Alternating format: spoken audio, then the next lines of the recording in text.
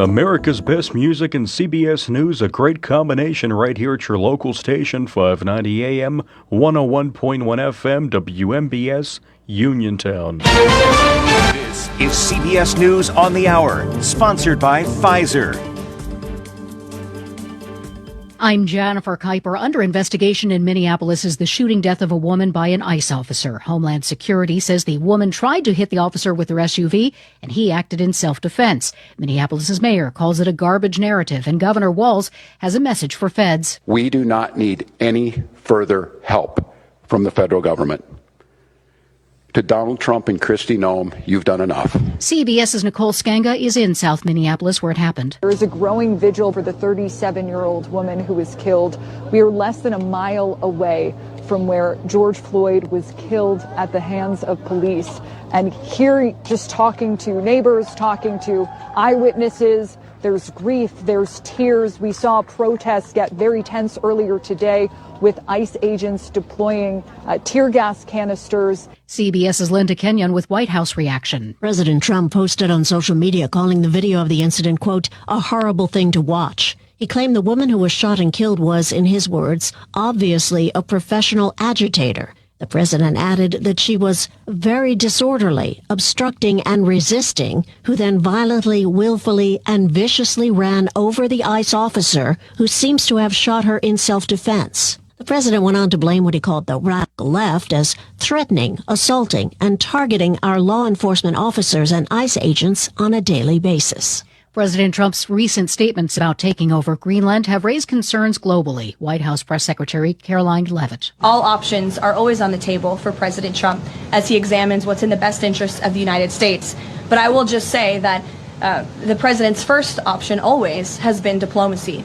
The Trump administration announces new dietary guidelines for Americans that it says are science-driven. They prioritize high-quality protein, healthy fats, fruits, veggies, and whole grains while avoiding highly processed foods and refined carbohydrates. Health Secretary Robert F. Kennedy, Jr. The new guidelines recognize that whole, nutrient-dense food is the most effective path to better health and lower health care costs. When it comes to building back a year after the L.A. area fires, fewer than a dozen homes have been rebuilt. CBS's Jonathan Vigliotti. Many people that we have spoken with saying that they're having struggles with getting their permits approved and getting insurance buyouts so that they could start that process. 25 miles northeast of here, a very similar story unfolding in Altadena, where you have homes after homes and entire neighborhoods yet to break ground. 16,000 structures in these two communities combined were destroyed. This is CBS News. You still got it, but your immune system weakens as you age, making it harder to fight flu, pneumococcal pneumonia, RSV, and COVID-19. Ask your doctor or pharmacist which vaccines you need. Sponsored by Pfizer. If you are looking for a trusted local law firm with a strong commitment to their clients, look no further than Zebley Law Offices. Attorney Zebley has been practicing law in Fayette County for more than 4 decades. Although specializing in bankruptcy, Zebley also handles real estate matters, civil suits, collections, wills, powers of attorney, and more. If you need legal help, go with a name you recognize and trust. Call Zebley Law Offices today at 724-439-9200. Businesses come in all shapes and sizes.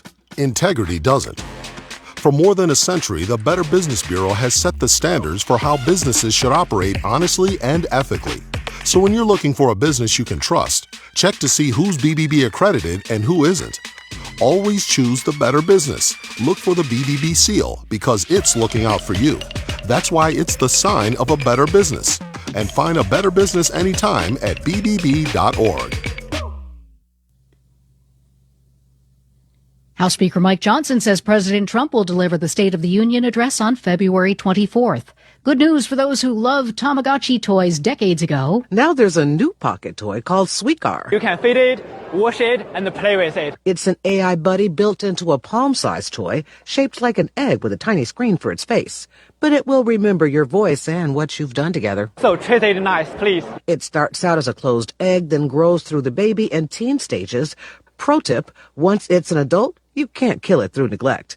Allison Keyes, CBS News. Wall Street's strong start to the year has slowed. The Dow and S&P slipped. The Nasdaq closed up 37 points.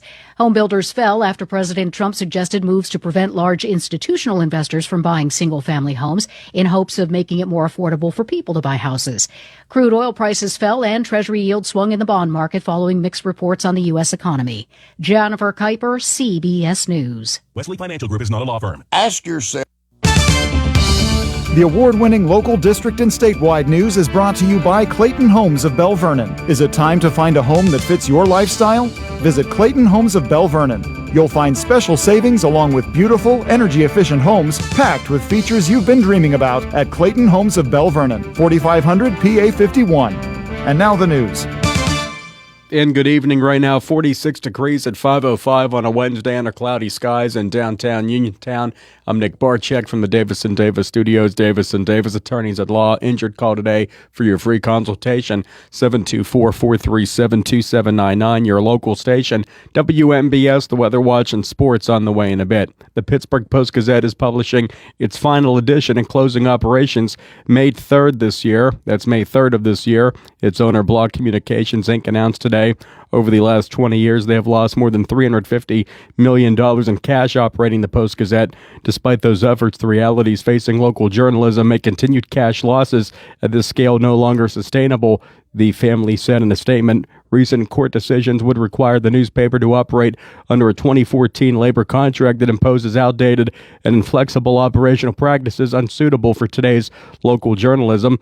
The Block family added that we deeply regret the impact this decision will have on the Pittsburgh region, and they are proud of the service the Post-Gazette has provided to Pittsburgh and the region for nearly a century and will exist with their dignity intact. Authorities are looking for the person who opened fire Monday evening in an occupied apartment in Uniontown. Authorities were called. State police called around 11 in the evening Monday to the Woodview Terrace apartment building in North Union Township, Fayette County. Multiple shots had been fired inside one of the apartments and no one was injured. Police are still investigating. The Greene County Heritage Tourism Grant Program is open to support events, programs, and initiatives that celebrate the 250th anniversary this year of the United States while boosting Greene County's appeal as a tourism and travel destination. The Observer Reporter reports that grants from $250 to $2,500 are available for tourism-focused projects that benefit the region, with eligibility open to nonprofits, municipal governments, and for-profit businesses in Greene County that show a clear tourism impact. Projects must include at least a 25% local cash or in-kind match, and applications are due by 1 p.m. on February 2nd. A section of Interstate 79 in Washington County was shut down after large rocks ended up on the road this morning. State police said rocks fell from the hillside on the eastern side of I-79 North near mile marker 44 just before 7:20 this morning. Multiple vehicles were damaged, one so severely that the front end was practically demolished and the airbags deployed. No injuries were reported, and both vehicles had to be towed. Engineers evaluated the hillside, and I-79 fully reopened by just before 9 this morning. Pennsylvania Senator John Fetterman says he does not support acquiring Greenland by force. Fetterman weighed in on the issue with a post on social media today and said that he believes Greenland has massive strategic benefits for the United States. Fetterman said ideally the United States would purchase Greenland to acquire the Arctic territory while highlighting the nation's purchase of Alaska and Louisiana. His remarks line up with President Trump's push to take over the territory, despite pushback from officials overseas. And doctors' groups around the U.S. are warning the CDC's new childhood vaccine guidelines could cost lives as it scales back the number of shots routinely recommended for kids. Dr. Paul Offit, a vaccine expert who previously served on the advisory panel, says the changes send a dangerous message to parents. What you're really saying there is you're saying you can reasonably choose not to get any of these vaccines. Therefore, a choice not to get a vaccine is a very real choice to suffer one of these infections. The CDC will now recommend 11 vaccines for all children instead of 17, shifting others labeled as shared decision-making, even as diseases like measles and whooping cough are on the rise among unvaccinated patients. Parents who want their children to get all the vaccines previously recommended will still be able to do that, and insurance will cover the shots. I'm Tammy Trujillo. Sports and weather next on WMPS.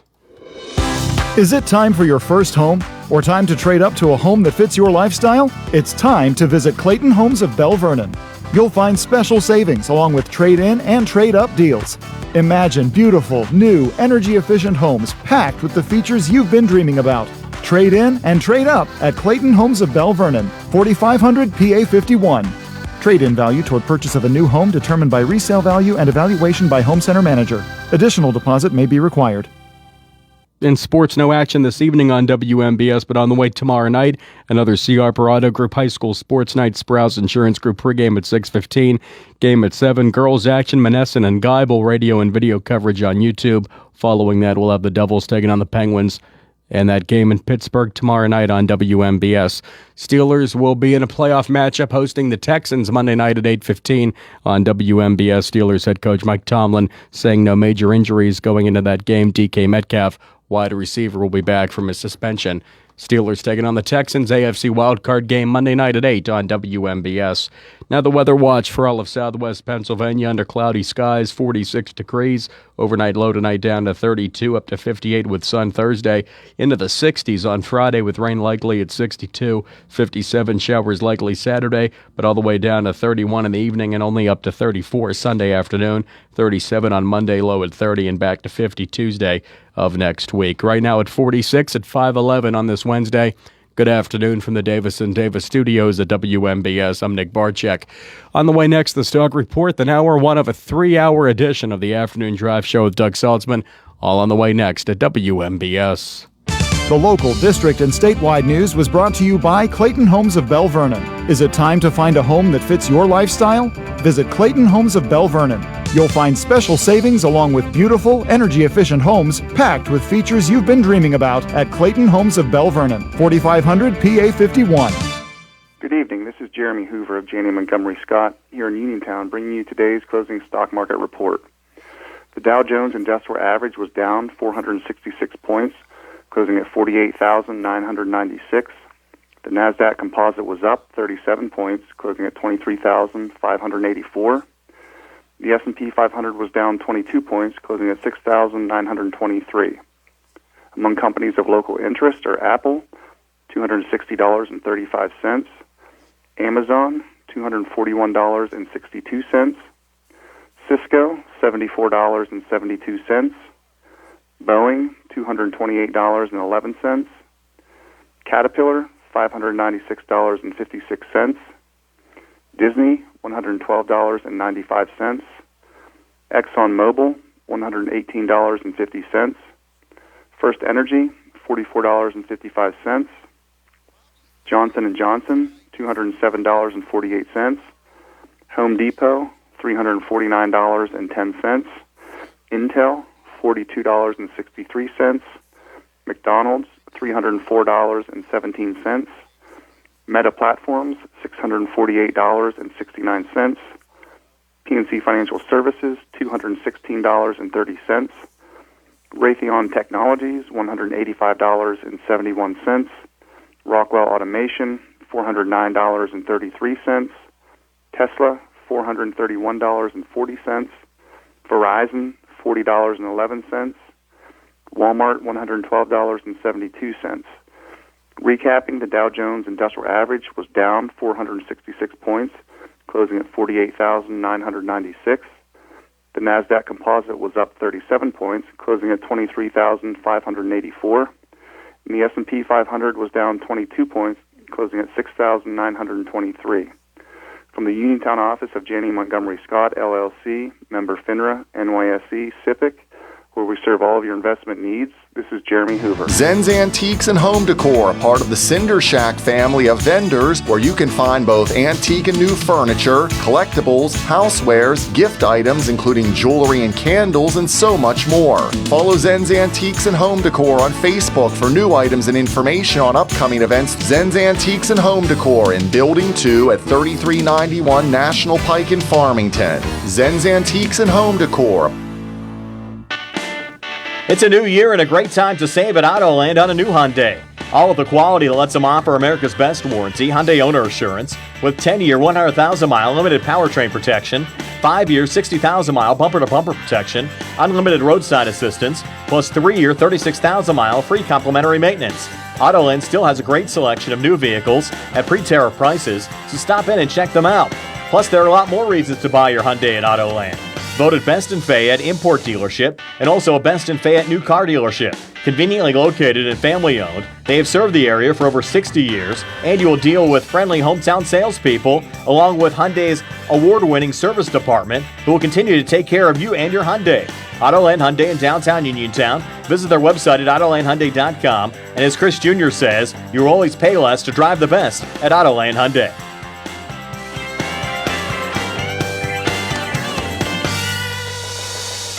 You may have noticed a new internet company knocking at your door with claims like, "I'm not here to sell you anything," or "I wouldn't lie to you." The truth is, Armstrong has played an important role in your community for decades, and we're not going anywhere.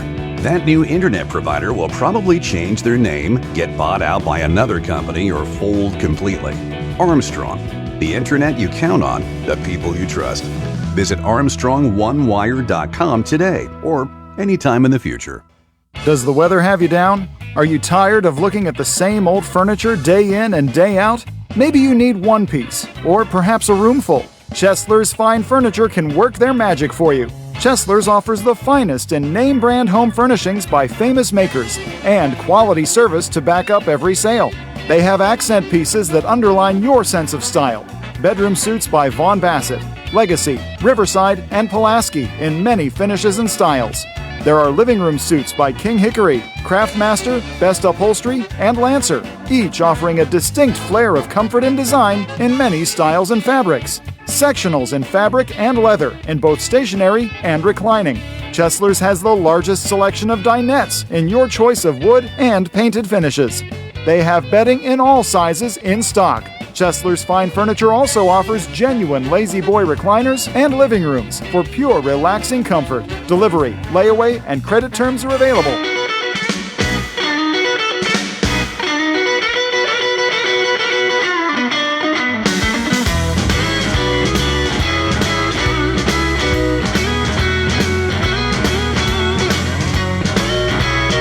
It's the Afternoon Drive Show on the local station, WMBS Uniontown. I'm Doug Saltzman. That's Nick Barczyk over there, exactly at 5:17 p.m. Glad you could be with us. We are with us till 8 o'clock tonight, a 3-hour show to make up. We had a 1-hour show yesterday because we had high school basketball last night. No sports tonight, but high school basketball, another C. Harper Auto Group.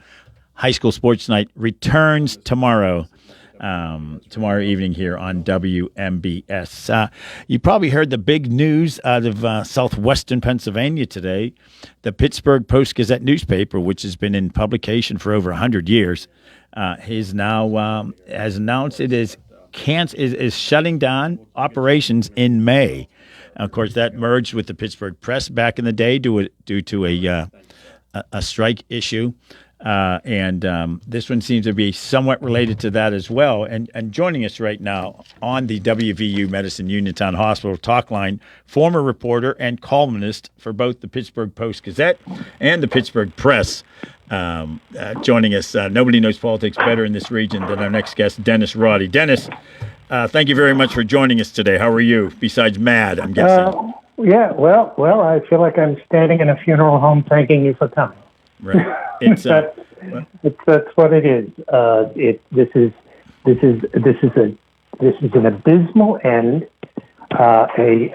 Greed is a great destroyer, and a greedy family and intransigent negotiating position have managed to destroy a public institution of 240 years age. Yeah, I remember being on the radio on a few different stations on the day after Election Day several years ago, and saying how sad it was. It was the first day after Election Day in the greater Pittsburgh area that there was not a Pittsburgh paper in print on the day after Election Day. I found that shocking, frankly. They were down at that point to printing 4 days a week. Now the Post-Gazette prints 2 days a week. At least it will through May, and then that's it. And that is it. And now, here's the question. It's going to be, is this yet sort of another sleazy tactic by the company? They have really, law, custom, and justice clearly have meant nothing to them. Reporters went something like 14 years without raises, an astonishing period of time. And when they attempted to hold the company to the contract that they had negotiated and signed, they simply defied it. And they went on defying the courts. They defied rulings. They defied the lower courts. And when the Supreme Court, rather rightly, saw no new issue, you don't take something to the Supreme Court just on a whim. You have to have some really new point of law that needs to be settled. This was settled law. And when they lost in court, they decided to nuke the place. This is, look, Bill Block Sr., a man I knew and admired, would never have allowed this to happen because he understood that the purpose of a newspaper was more than just to allow the family members of the ownership to shop more frequently. We don't have that now with the leadership of Block Communications. They hired a company out of Nashville known for breaking strikes and, by extension, breaking unions, and they just went to town on it. And this has been. Look, there are people that are going to have to hang their heads in shame if they regain the ability to feel shame, and that includes not just the members of the Block family, particularly Alan Block, and to a certain extent his twin brother J.R. Block. And you absolutely know those guys have to be twins because no one person could be that stupid. They took a sure thing and they blew it. Yeah. They were the only game in town, and here we have it. And as for the strikebreakers, I have resisted publicly using the term scab because growing up in a union household, that was the equivalent of the F word in labor language. But there we have it. We had a room full of scabs who helped make this possible because if they had stood with their union and with their coworkers, the strike would have been settled early on. Solidarity does mean something in that business. We had some really contemptible people who showed no respect for the tradition of organized labor or of worker rights, and they just took this as an opportunity to go in and start their journalism careers. I hope they never work again. Yeah. Do I sound bitter? Don't mean to. That's okay. We like people that come on the air and give their true feelings. Don't sugarcoat it, Dennis, for heaven's sake. Tell us how you really feel. It's interesting. You mentioned about Bill Block, who I knew. I was a lobbyist for the Pittsburgh Chamber of Commerce, and we were over in Gateway Center. And Bill Block, who could have had lunch every day at the Duquesne Club, would come over to that cafeteria in the basement of Gateway Center in downtown Pittsburgh and get a bowl of soup and a piece of pie. That was his lunch. And or he'd sit in he'd go to the snack bar in the Post-Gazette building. Right. And many the time that I or some other lowly rank and filer sat across from him in a booth and watched him eat a grilled cheese sandwich and tomato soup. This was not a man with airs and graces. Yeah. He understood not just how to run a newspaper, which oftentimes meant letting the editor run it, but he also understood that a newspaper was more than just a piece of paper that came out every day. It was the sinew that held the community together. You know, Doug, this is not the only example of this. It is one of the more egregious. It is one of the more disappointing, and of course, obviously, it's one of the most spectacularly painful for me. This is the second newspaper I've seen, go out from under us. And but if you go into, it used to be that if you went into the offices, say, of the Herald Standard, or of the Johnstown Tribune, or of the of any of these community newspapers, and asked to see the publisher, you would ask him, "What is your purpose here?" And he would say, "To inform and uplift and elevate the lives of the people of this community." Now, if you could go in and find a publisher and he told you the truth, he would say, "I'm here to get the best return for the investors." That's not, newspapers were not meant to be cash registers. They were meant to be part of the community. Yeah. And the Blocks have forgotten that. Yeah, J.R. Block, of course, who's, I guess, I don't know what his exact title is with the Block Communication, president, chairman, whatever it might be.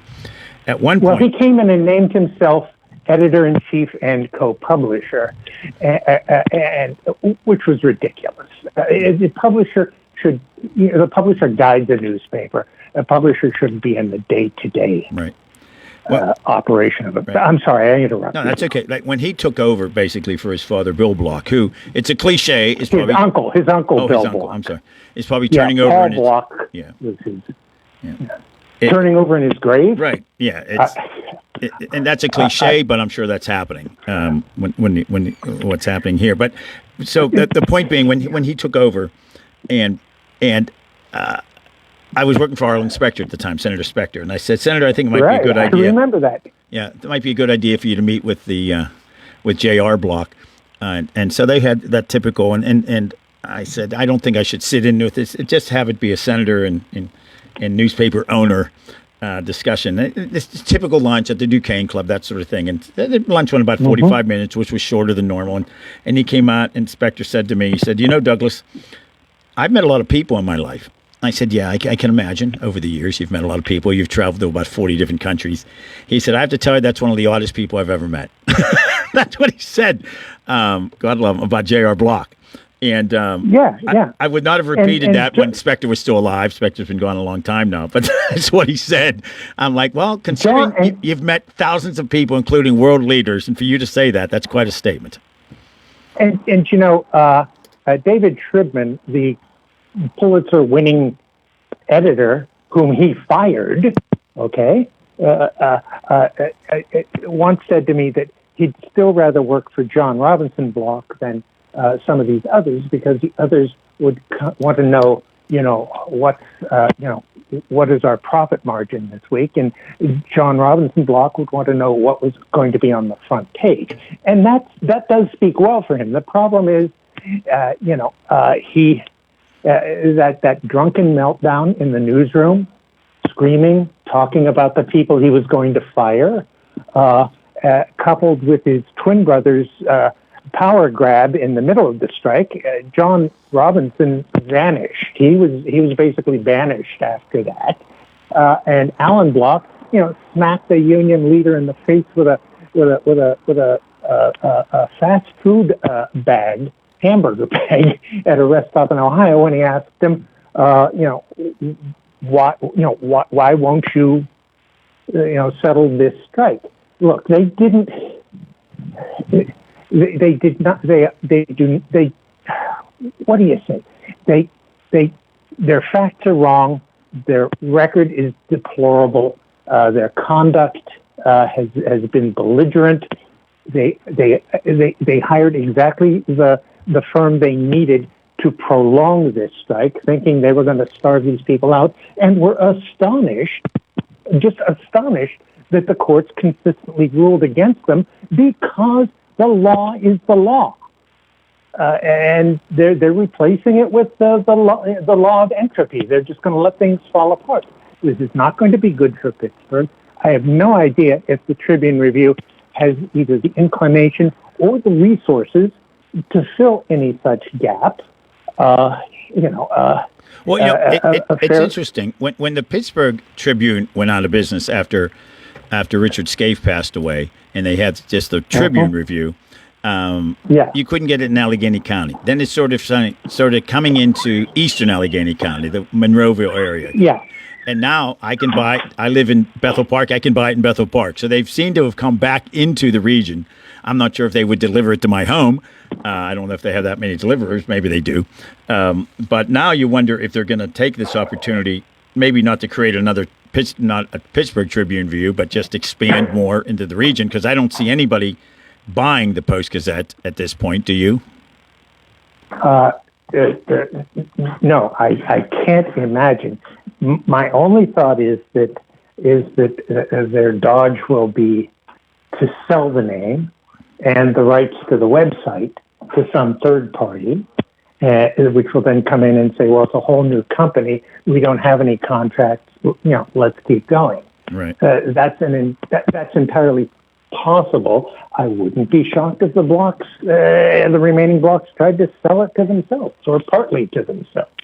I mean, you can create a new company and then just proceed. It's hard to tell. Yeah. But the problem is, with an announcement like this and the absence of real clarity as to what will happen with their website, people are just going to peel away. I stayed a subscriber through the strike. I think it has to end now. This is part of a larger problem too. We have a president who has demonized the press. We have a press that has not very effectively fought back. If you looked at CBS News the last 2 or 3 nights, you can see that it's not CBS News as we always understood it to be, which is to say, somebody that was willing to speak truth to power. Now they're willing to speak yes, sir, to power.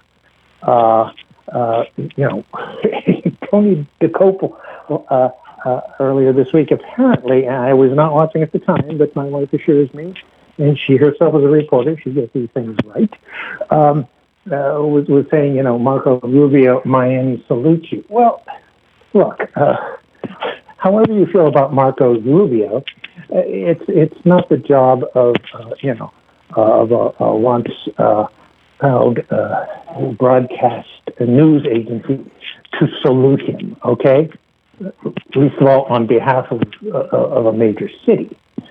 But that's what we're falling into now, Doug. This is a very bad time for journalism, and by extension, it's going to be a very bad time for American citizens. All I can say is Pennsylvania's second largest city now will lack a newspaper. Think about that. Yeah, it's amazing. Like I said, the day that there wasn't a printed newspaper in Pittsburgh, the day after an election, I found amazing. And I mentioned that the day I was doing interviews about the election results. Here in Uniontown, where our station's located, there is a newspaper that prints 6 days a week still. And and it's smaller than it once was, but so is every newspaper. I haven't seen a USA Today in years, and I picked it up the other day, and it's almost like a flyer at this point. I don't know, it had 8 pages, 9 pages, 10 pages in it. So yeah, the times have changed, but it's I mean, as I recall, Ogden Newspapers out of Wheeling bought the Herald Standard, but whoever bought it gutted the place in large measure. But Bob Nutting, the Pirates owner, is the owner of the Herald Standard now. Here in there you go. Yeah, that's Ogden Newspapers out of Wheeling. Ogden Nutting. Right, exactly. Look, the people that are buying the newspapers are like the people that used to. They're like salvage companies. They're just buying the pieces and selling off what they can make a buck with, and all I can say is the Pittsburgh TV stations aren't going to have any place to steal news from. I appreciate you at least not saying the radio stations. That's right, because we do our own journalistic excellence here. Yeah. Well, I spent the last 10 years, 15 years of my life, really, trying to reach out with story offerings and op-eds and what have you on behalf of clients, and there really aren't that many places to concern yourself with. I mean, the market's getting smaller here. For the first time, we now have reporters who are right out of college. That was never the case in Pittsburgh. Pittsburgh. Oh my gosh, no, that wasn't the case in Greensburg. Right. I worked 8.5 years there too. You had to come in with some clips and show that you could do the job. With a number of the people that showed up at the Post-Gazette, all they had to do was show up.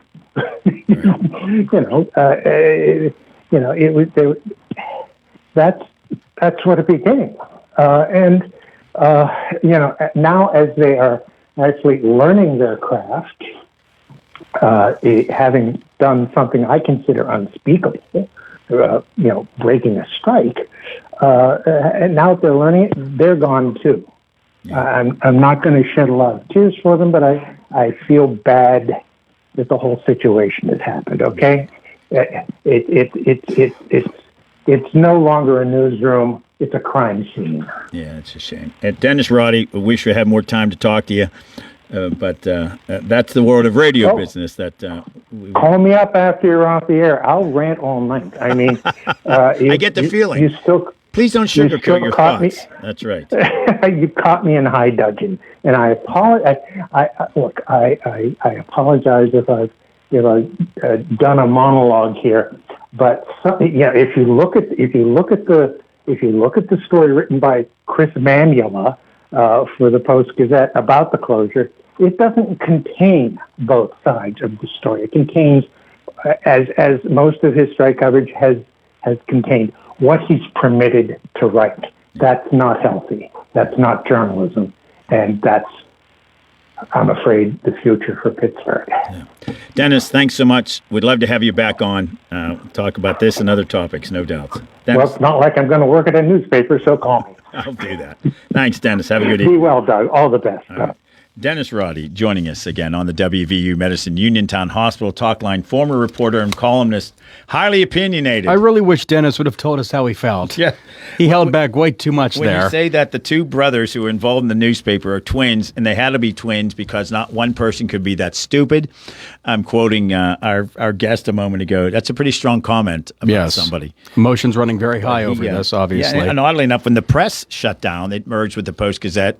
That was over a work dispute, a strike as well. So, hey, we're going to take a break, come back, talk about a completely different topic. We're going to check in with Major Mike Lyons to get his take on the latest in Venezuela. Who better to give analysis than him? But first, this is the Afternoon Drive Show on your local station, WMBS Uniontown. I'm Doug Saltzman. That's Nick Barczyk producing the show. Stick around.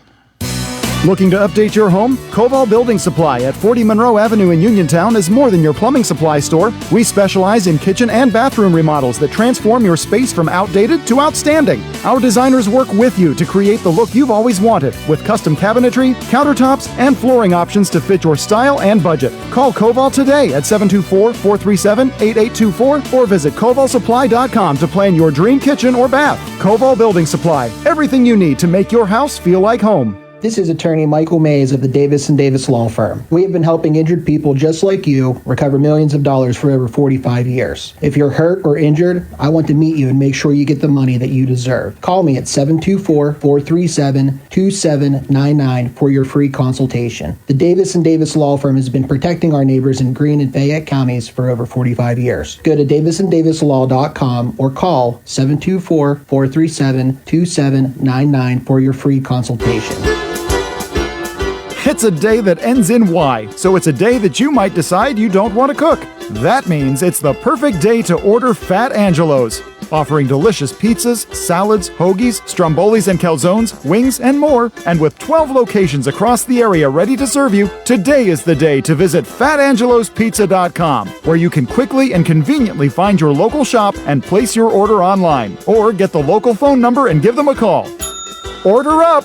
Route 21 Furniture, take the road to your perfect home. Sleep well tonight. Try out a new mattress from Route 21 Furniture with a large selection of mattresses, all sizes and comfort levels, with great prices, free local delivery and setup, and financing options. Route 21 Furniture. Open weekdays 9 to 5, Saturday 10 to 5, Sunday noon to 4. 724-737-2222 or Route21Furniture.com. Route 21 Furniture, take the road to your perfect home. Well, much cooler temperatures are here, but you could still enjoy your deck or patio with retractable or fixed awnings from Lifetime Awnings. Made in the USA with manufacturer and customer guarantees, Lifetime Awnings products last. Lifetime Awnings is veteran-owned and operated with a 10% discount to all military veterans and their families. Call Lifetime Awnings 724-554-6067 for a no-cost or obligation home consultation. Or email John, the owner, at lifetimeawningsusa@gmail.com. Bad hair day? Bad day at the office? Bad day behind the wheel? Hey, stuff happens, even to the best of us. At least your car insurance rate doesn't have to take a hit. Get Erie Rate Lock from Erie Insurance. Gives you a great rate that stays put until you change a car, driver, or your address. Plus, seriously good service. Now that's something to smile about. Your Erie agent in Uniontown and Ross Traver Township is Sproul's Insurance Group, 724-437-9812, or go to SproulsInsurance.com. Erie Rate Lock does not guarantee continued insurance coverage and is not available in all states. CareerLink is your one-stop resource for employment and training-related services. Visit CareerLink and you'll have access to many programs and agencies for assistance with economic, educational, and job-related needs. For more information on all the programs available to you, contact CareerLink at 724-434-JOBS. That's 724-434-JOBS.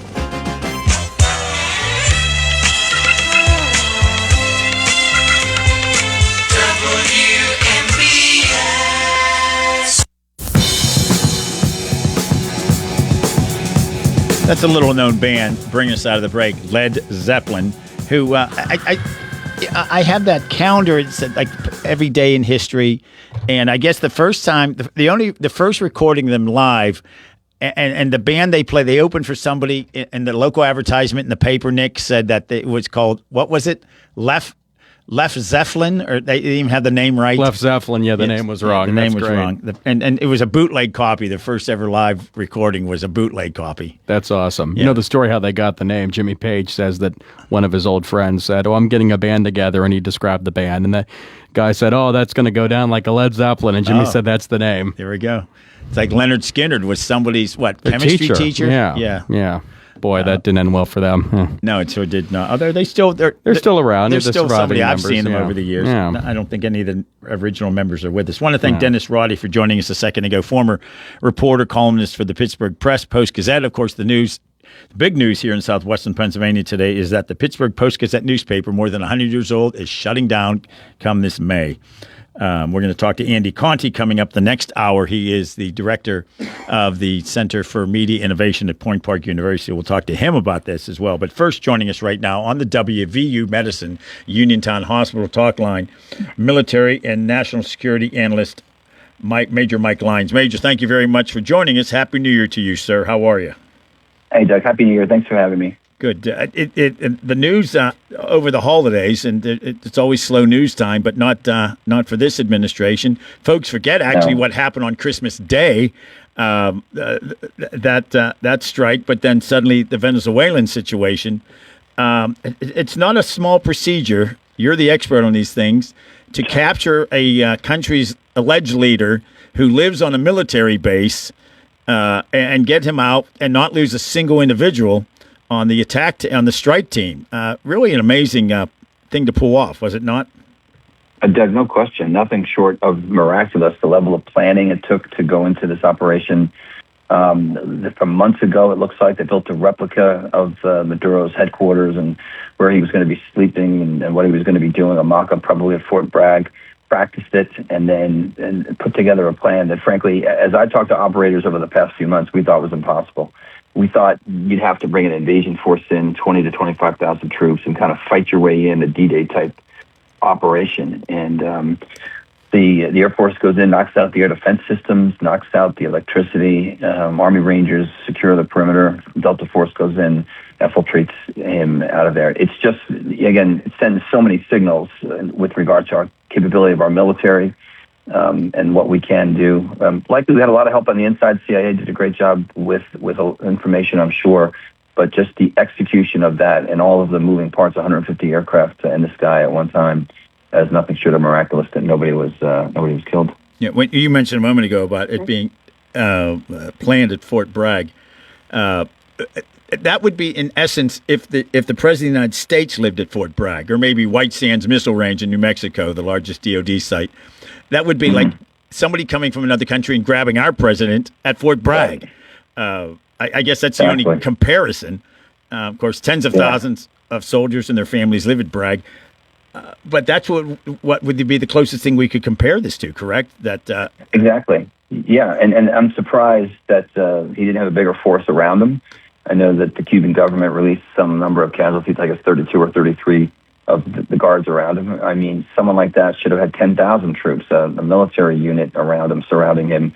Should have had air defense systems closer to him where he was. The fact that helicopters got in. We didn't have a Black Hawk Down situation. Now, you heard General Kane say that they planned for failure. They were ready to go if something had happened, but it didn't go. It didn't go that way at all. So, again, you can't put enough emphasis on how well executed the mission was, how professional the Delta Force was, and now we're left in a situation where the United States is holding all the cards, holds all the cards when it comes to Venezuelan oil, as we have control of 300 billion barrels in reserve, and this is Trump gaining leverage. We've talked about leverage before, and this is another great example of him going out and getting leverage, very visible leverage when he thinks he needs it. Yeah, this followed a strike now, which is probably on page 8 of most newspapers, the strike against Islamic State in Nigeria, which happened Christmas Day, the day after Christmas. Is something like that done on a day like that because nobody expects, even if you're in an Islamic country that doesn't celebrate Christmas or where no one expects a country to attack on Christmas Day? Would there be reasoning behind that, for instance, going to another topic? I don't think so. I think that they look at more important conditions like weather and see what the situation is on the ground. Element of surprise is so important. That's the other issue here, is the maintaining of the element of surprise of this operation, because, again, so many people thought it was just impossible, and then they pull it off. So I think that factors more. You've seen that meme about George Washington, navigating the Trenton River and Christmas Eve to kill Haitians back from the Revolutionary War, as to showing how tough America is if we have to be. So I don't think the holiday mattered. It's a matter of when's the best tactical situation to get the advantage we need from a principle of war perspective. Yeah, the response, of course, was very partisan. Members of Congress on the Democratic side saying this was illegal. But how much different was this than when Noriega was grabbed, or at one point when President Obama literally put an American on the kill list who was in another country, whose own father was living, in Tucson or Phoenix. I mean, obviously they're not exact, but there's similarities between these, right? Grabbing someone from another country who has been indicted in the U.S. Well, first of all, from a legal perspective, it was clearly legal. It was a DOJ mission accomplished by the Department of Defense, and the fact that he's been indicted here in the United States, and he was a fugitive being returned to justice. We didn't invade anybody. There was no regime change. You can argue, obviously, that this was under the mask of this narcotics situation, but it was the way to do it. It was the way to bring the military in on the situation from the very beginning. So from a legal perspective, the other thing too with Noriega, we had 20,000 troops in country at the time. It made it a lot easier logistically if something could happen, which is why, again, this mission was just so more extra special. The fact that it was accomplished without any, quote, boots on the ground. Yeah, I know you're not an attorney, but those on the left are saying, well, he didn't get authorization to do this. I mean, the United States has not declared war since 1941, right? Technically, but the president does have leeway to do something like this. I mean, to get to get approval by Congress on something like this, you talk about a quarterback, pointing at where he's going to throw the ball. A country can't do that if it's going to pull off a strike like this. No, and the president clearly has the power to do it. And from the War Powers Act, where they tried to correct the situation of Vietnam, where the president got us into that situation, and then Congress ends up voting on it, and sure enough, Vietnam turns into 13, 14 years and all the tragedy that goes with it. The War Powers Act of '74 basically gives the president permission to go to war. He could start this operation. He has to report to Congress in 48 hours, and then Congress decides within 30 and 60 days whether or not to pull the funding and pull the troops out. So the presidents can go to war; they can't stay at war. And this wasn't even war. That's the other thing. We didn't declare war on anybody. We didn't invade anybody. And we also didn't do regime change. We took the leader of that country out as a fugitive from our justice system. The next person in charge is now in charge, and we'll see what happens. We'll put leverage on that person as much as we can. Yeah, my brother and sister-in-law just returned from Miami. We have relatives down there, and they saw celebrating in the streets. Venezuelan people who would like to go home to their country. And here are waving the American flag and celebrating what had happened down there. You don't see that on the news, unfortunately. Well, you do some, I suppose. But this is an indefensible position, trying to pretend that we did something wrong. You've got the clips of the other politicians claiming 5 years ago that Trump does nothing when it came to Venezuela. He wasn't doing anything, and now they don't like what we did because, again, we know we're going to control the oil. Well, the question I have is, who do you want controlling the oil? Do you want Russia controlling that? Do you want the Chinese controlling it? We kicked out 3 adversaries in our hemisphere with this one strike as well. The Iranians were making drones, had a drone factory set up in Venezuela. So this administration said enough's enough, and now has control over this situation, gives us leverage over Cuba. Cuba is likely next. I'd like to see that regime changes, and I think that's going to be the next target on this administration's docket. Yeah, it's not as if the Trump administration has said that they don't have the right to self-determination. He wants the Venezuelan people to be able to elect their own leaders and do it properly. What's going to happen with the individual who lost, and put that in quotes, to Maduro? Will she become the country's leader at some point? Well, no. I mean, it's unfortunate, but Machado doesn't have the legitimacy to run the government right now, given the situation on the ground. Control the military, control the security forces. I understand that the idealists and the globalists and the people that live in comes down a fantasy world believe we can just insert her back into this process, and that's not just the case. There's going to have to be another election, and she's going to have to make sure she does something there. Part of the reason why the situation evolved the way it was because she didn't really have a plan. She just decided to go to ground within the country and didn't really have a following. So she was elected the leader because there was really no other alternative anyway. And but to think that she should be running the government right now, it's just not realistic. It's not realpolitik. Yeah, she was of course, a former legislator. And now she's complimented President Trump over what has happened. Obviously, that makes sense for her to say that. If she wants to be the leader of that country, she's not going to condemn it. Well, and it's not that Trump is keeping her out because he's being petty because she won the Nobel Peace Prize. I mean, that would actually be regime change to try to insert her into that government there. The vice president is Delcy Rodriguez, who's by their constitution the person that is the next in line. And we'll find out if she plays ball or not. If she doesn't play ball, she'll be in a Nike jumpsuit in the back of a Special Forces helicopter like the other guy was. So, this is a kind of, we could do this hard or we could do this easy. And I think in some ways they cut a deal with her before they actually did this. And I think she's going to come along very nicely. Yeah, I mean, Trump was very clear saying, I quote, I think it would be very tough for her to be the leader. She doesn't have the support within or the respect within the country. She's a very nice woman, but she doesn't have the respect. So it's there's nothing subtle about that. What's happening on this? So before we wrap up our conversation with you, Major, and we appreciate the extra long interview. What's the next steps here? At one point, President Trump said we're going to run the country, and then the Secretary of State said, no, we're not going to run the country, but we're certainly going to oversee it. Is that a better way to? to describe it? Yeah, I think you're going to see petroleum and energy experts being brought into Venezuela to try to get that industry going. I think they'll lift some sanctions that have been on them right now. No more oil is going to flow to Russia. No more oil will flow to China. China might not be able to invade Taiwan now if they're not sure where the oil is going to come from, where the energy is coming from. Energy is very important. So next steps is we're going to go on with rebuilding the oil infrastructure. It's going to take some time. The oil that comes out of Venezuela is similar to the oil that comes out of Canada. It's different that comes out of Saudi Arabia. It's got more sulfur in it, so it has an extra refining process. And a lot of companies walked away from it. But now, given the fact that the United States has oversight to it, you're going to see people pouring in there to try to get their hands on that and try to help move that process along. And Chevron's already there as well at this point. Right, Chevron's already there, exactly. Major Mike Line joining us on the Afternoon Drive Show. His analysis, the latest out of Venezuela. More to come on this one, no doubt. So we appreciate you joining us today, sir. Thank you so much. Great, thanks for having me. Thank you. Major Mike Lyons joining us on the WVU Medicine Uniontown Hospital Talk Line. CBS News coming up in about 4 or 5 minutes.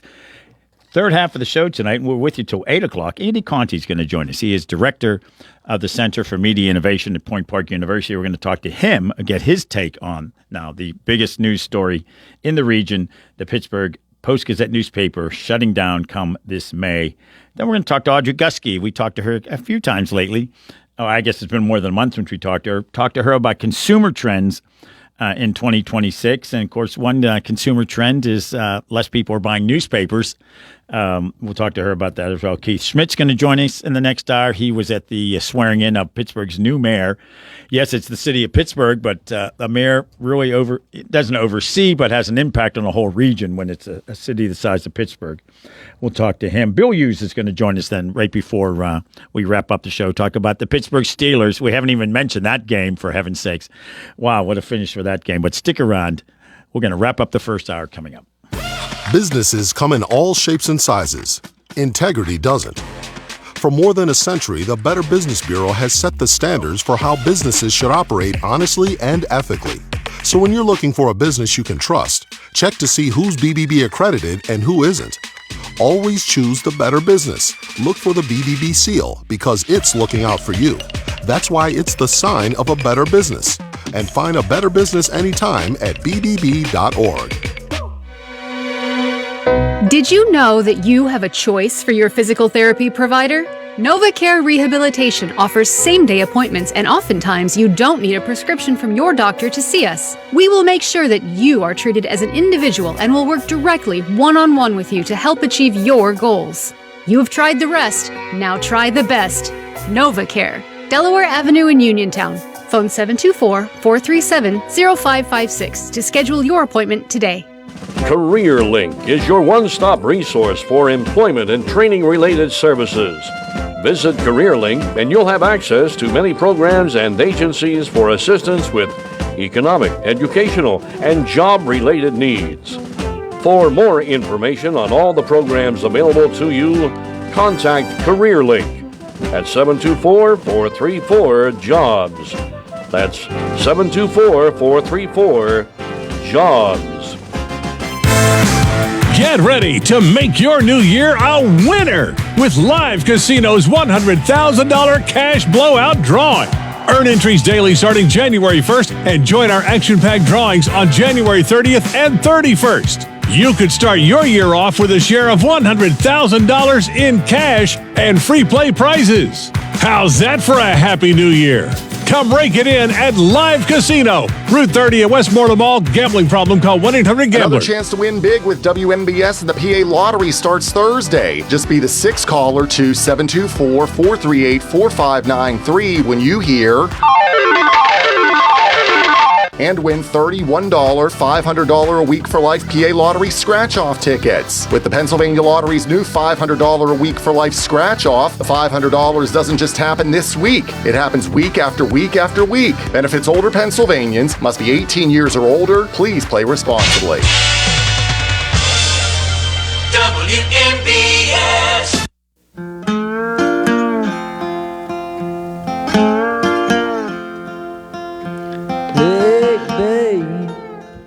What's in your eyes? That's the Rolling Stones? Absolutely. That's Mick Jagger. That's a deep cut.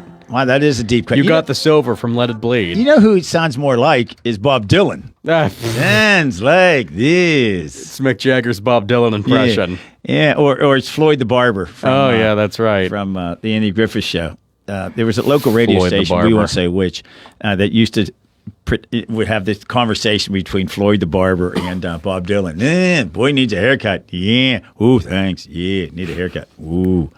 I've seen Dylan a couple of times. Last time I saw him was at Robert Morris University. He played out there. Yeah, he sings in his way. I mean, he gets the words out. And he won didn't he win a Nobel Prize for literature? Yeah, I think he did, and probably didn't show up. Oh, he didn't show up. Yeah, I'm sure. He's like, what am I going for? Exactly. He probably realized I don't deserve this. I it's sing ridiculous. songs. Yeah, exactly. I'm a songwriter. But I've seen him a couple of times. Yeah, he is an unusual fella. Handsome guy, too. That Bob Dylan. Handsome, all clean and scrubbed. He's bright, too. Yeah, speaking of completely changing the topic, wow. Major Mike Lyons knows his stuff. Honest to heavens. Oh, my goodness. Have that conversation with him. He knows his stuff, and he's smarter than us, but is able to speak at a level we understand. And boy, you're really getting down there when you're speaking to our level. Because I feel bad, because he brings himself down to our level, which means it's much higher than our listeners. Well, there's that. Yeah, I mean, our listeners don't need it that low. It's a double-edged sword. You and I need it that low, but the listeners don't. Andy Conti, as I mentioned, is going to join us right after the news. At Something like that. Something we'll figure coming it out. up. We'll talk to him about the biggest news story of the day, the Pittsburgh Post-Gazette shutting down. And, Dennis Roddy did not shy away from his opinions about his former employers. It's wild. Interesting to say the least to have that happen. I think we're going to see the Tribune Review increase and probably the Herald Standard locally. That's right. And more people listening to WMBS. That's the goal. About that, too. Yeah. News is next on your local station, WMBS Uniontown. Stick around. This is CBS News on the Hour, sponsored by Pfizer. I'm Jennifer Kuiper. ICE agents clash with protesters as the FBI and Minnesota authorities investigate the shooting death of a woman by an ICE officer in a South Minneapolis neighborhood this morning. This resident on what he saw. Shot 2 or 3 times through the driver's side window. The car drove 30, 40 feet and crashed into another car in the telephone pole. A U.S. official has identified the SUV driver as a 37-year-old Renee Good. Homeland Security Secretary Kristi Noem says the woman tried to hit an officer with her car and was practicing self-defense. Minneapolis's mayor refutes that, and Governor Tim Walz says he has issued a warning order to the Minnesota National Guard. Do not allow them to deploy federal troops into here. Do not allow them to invoke the Insurrection Act. Do not allow them to declare martial law. Do not allow them to lie about the security and the decency of this state.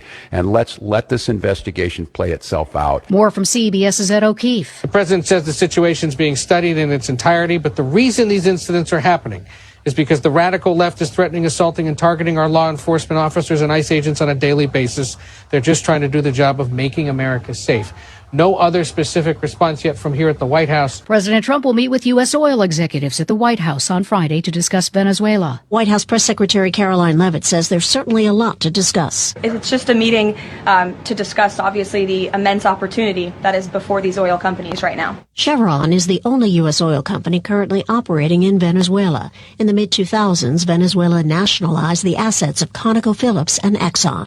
Linda Kenyon, CBS News, the White House. A judge has delayed Nick Reiner's arraignment in the killing of his parents, Rob Reiner and Michelle Singer Reiner. Defense attorney Alan Jackson asked that he be replaced by a public defender, and the judge approved it. Circumstances beyond our control, but more importantly, circumstances beyond Nick's control, have dictated that, sadly, it's made it impossible for us to continue our representation of Nick. The arraignment is now scheduled for February 23rd. The Congressional Budget Office says the U.S. population will be 364 million in 30 years, 2.2% smaller than it had predicted a year ago. CBS's Cammie McCormick. Without immigration, the population will shrink in 2030, and even with the shrinking population, Social Security and Medicare, which are already struggling under an aging population, will be under increasing pressure with fewer than expected people in the labor force paying taxes. U.S. transportation officials say California will lose $160 million for delaying the revocations of 17,000 commercial driver's licenses for immigrants. This is CBS. You still got it, but your immune system weakens as you age, making it harder to fight flu, pneumococcal pneumonia, RSV, and COVID-19. Ask your doctor or pharmacist which vaccines you need. Sponsored by Pfizer. It's a day that ends in Y, so it's a day that you might decide you don't want to cook. That means it's the perfect day to order Fat Angelo's. Offering delicious pizzas, salads, hoagies, strombolis and calzones, wings, and more. And with 12 locations across the area ready to serve you, today is the day to visit FatAngelosPizza.com, where you can quickly and conveniently find your local shop and place your order online. Or get the local phone number and give them a call. Order up!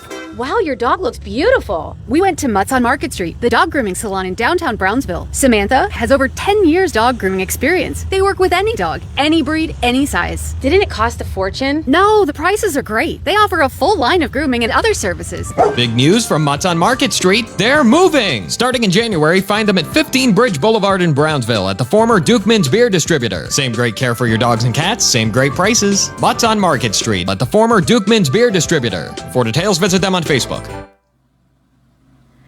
It'll cost you to cover up President Trump's face at national parks. Newly revamped annual passes to national parks feature not only an image of George Washington, but of President Trump, too. Field staff tell the Washington Post they've been coming across cards with Mr. Trump's face obscured. They say they've been instructed to order visitors to remove stickers and other coverings. And if they don't, the Post says parkgoers are being charged the regular non-discounted entrance fee or given the option to purchase new passes. An Interior Department spokeswoman says the passes have long been considered void if altered. They're $80 for U.S. residents and $250 for others. Deborah Rodriguez, CBS News. Speaking of the president, he has signed an executive order which will withdraw the U.S. from dozens of international organizations, including the UN's popular agency and the UN treaty that establishes international climate negotiations.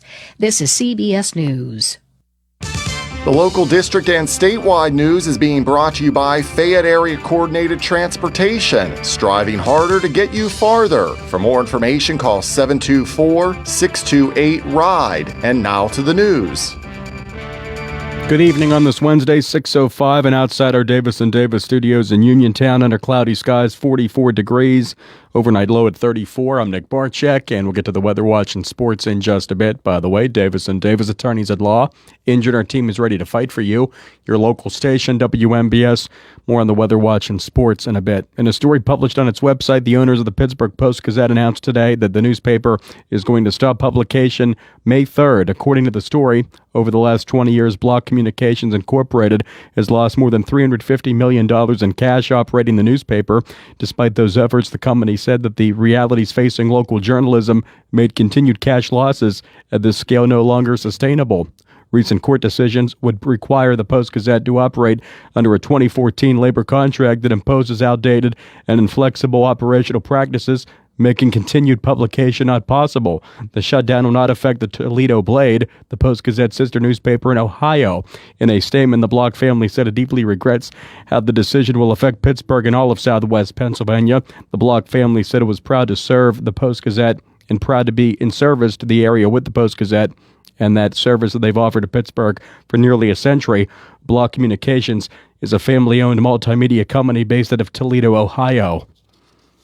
A section of Interstate 79 in Washington County was shut down after large rocks ended up on the road this morning. State police said rocks fell from the hillside on the eastern side of I-79 North near mile marker 44 just before 7:20 this morning. 2 cars were damaged, one so badly that the front end was practically demolished and the airbags deployed.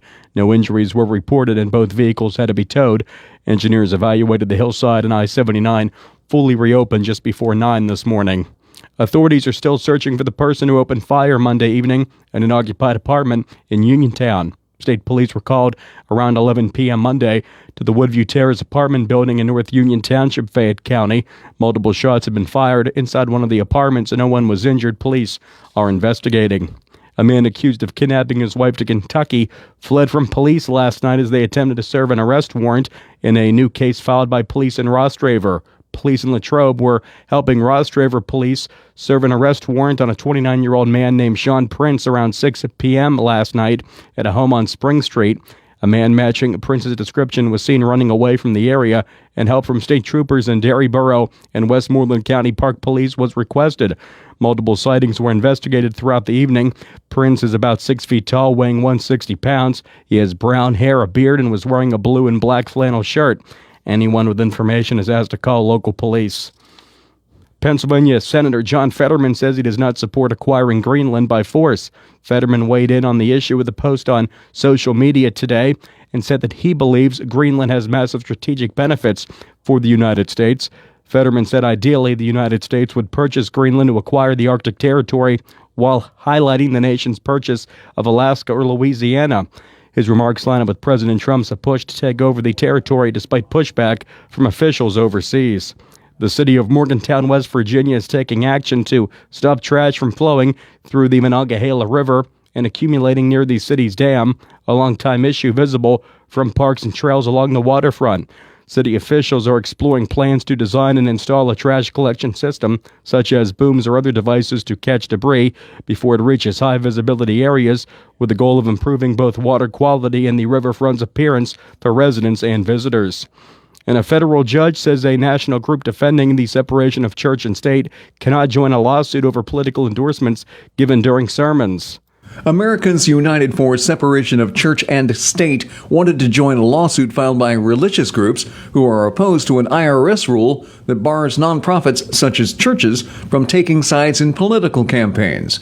Americans United claims that Christian nationalists are attempting to eviscerate the rule so they can misuse charitable donations for partisan political campaigns. The judge ruled against them, saying that the lawsuit in question was not the right place to air their concerns. I'm Mark Mayfield.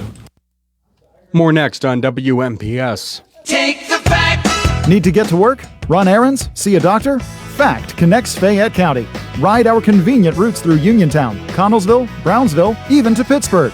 Seniors 65 and older ride free on fixed routes. People with disabilities get big savings, and Medicaid recipients can ride to medical appointments at no cost through our shared ride and paratransit services. Find out if you qualify today. Call 724-628-RIDE or visit factbus.com. Fact, your ride, your independence. In sports, we have no action this evening, but tomorrow night, Thursday, CR Parada Group High School Sports Night, Sprouse Insurance Group pregame at 6:15. Girls action at 7, radio and video on YouTube. Monessen at Geibel. Great season for the Geibel Lady Gators. We'll see them tomorrow night on WMBS. After that, we'll join the Devils Penguins game. Friday night, we have boys action. Great rivalry. Uniontown at Laurel Highlands. Pregame at 6:45. Tip-off at 7:30.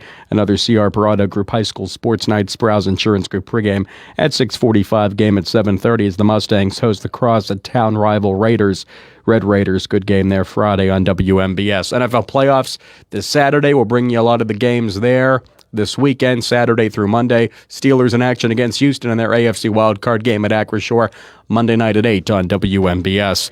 And now the weather watch for all of southwest Pennsylvania. Right now at 44 degrees under cloudy skies. Went up to 48 today. Low tonight 34. Sunny tomorrow. High 60, low 50 Thursday. Rain likely Friday, 61. Showers Saturday at 58. Only up to 34 on Sunday. Low at 26. 37 with sun Monday. Sunny Tuesday at 49. Right now cloudy and 44 degrees at 6:11 on this Wednesday evening. Good evening from the Davis & Davis studios in Uniontown at WMBS. I'm Nick Barczyk. On the way next, more of the Afternoon Drive Show with Doug Saltzman on WMBS. The local, district, and statewide news has been a service of FACT, Fayette Area Coordinated Transportation, striving harder to get you farther. Phone 724-628-RIDE for routes, rates, and schedules. 724-628-RIDE for FACT. Yeah, they're the people I trust. It's the place I go. Home, warehouse, where a house becomes a home. Planning on some home improvement projects in 2026? Stop in Home Warehouse on Connellsville Street. Again voted a best in Fayette place for windows and home improvements for the past 3 years. Home Warehouse is your one-stop shop for all your home exterior needs. There are beautiful windows, doors, and storm doors that will update your home, keep out drafts, and save on energy. Plus roofing, shingles, metal, and commercial rubber roofing, siding, soffit and fascia, railing, as well as flooring, home and gun safes, and dog food too. So for great prices and hometown service, stop in and see Sandy and Donnie at Home Warehouse. Open Monday through Friday from 8 to 4:30, Saturday 8 to 12 noon. Home, warehouse, where a house becomes a home. Are you considering a project design and don't know where to start? K2 Engineering offers a wide range of professional civil, architectural, and municipal services to meet your individual project needs. Our versatility, combined with our personalized approach, is what sets us apart as a full-service engineering and consultation firm. To learn more about our services, please visit us on the web at www.k2engineering.net. K2 Engineering, where customer service is our priority. Pizza King's in Connellsville is your go-to lunch and dinner spot with a full menu of mouth-watering pizzas and so much more. Using a deck oven helps our pizzas stay extra crisp. So if you haven't tried a slice lately, what are you waiting for? From our 50-slice King Carnivore to veggie pizzas and even pickle pizzas, Pizza King has the pie to match your taste. Pizza King's, 1046 Morrell Avenue in Connellsville. Call 724-626-8343 or visit pizzakingswithaz.com. Another chance to win big with WMBS and the PA Lottery starts Thursday. Just be the sixth caller to 724-438-4593 when you hear... and win $31, $500 a week for life PA Lottery scratch-off tickets. With the Pennsylvania Lottery's new $500 a week for life scratch-off, the $500 doesn't just happen this week. It happens week after week after week. Benefits older Pennsylvanians, must be 18 years or older. Please play responsibly. The winners are in for the 2025 Best in Fayette contest presented by Nemacolin. You can pick up your free 2025-26 Best in Fayette book at the WMBS Broadcast House, the Uniontown Super 8, Casey Sports Cafe, the Uniontown Shop and Save, Perry Drug, Jackson Farms Dairy Store, Armstrong in Connellsville, the Casino at Nemacolin, Bittersweet Cafe, Neubauer's Market House, Uniontown Liquidation Outlet, and the River's Edge. See all the winners at bestinfayette.com.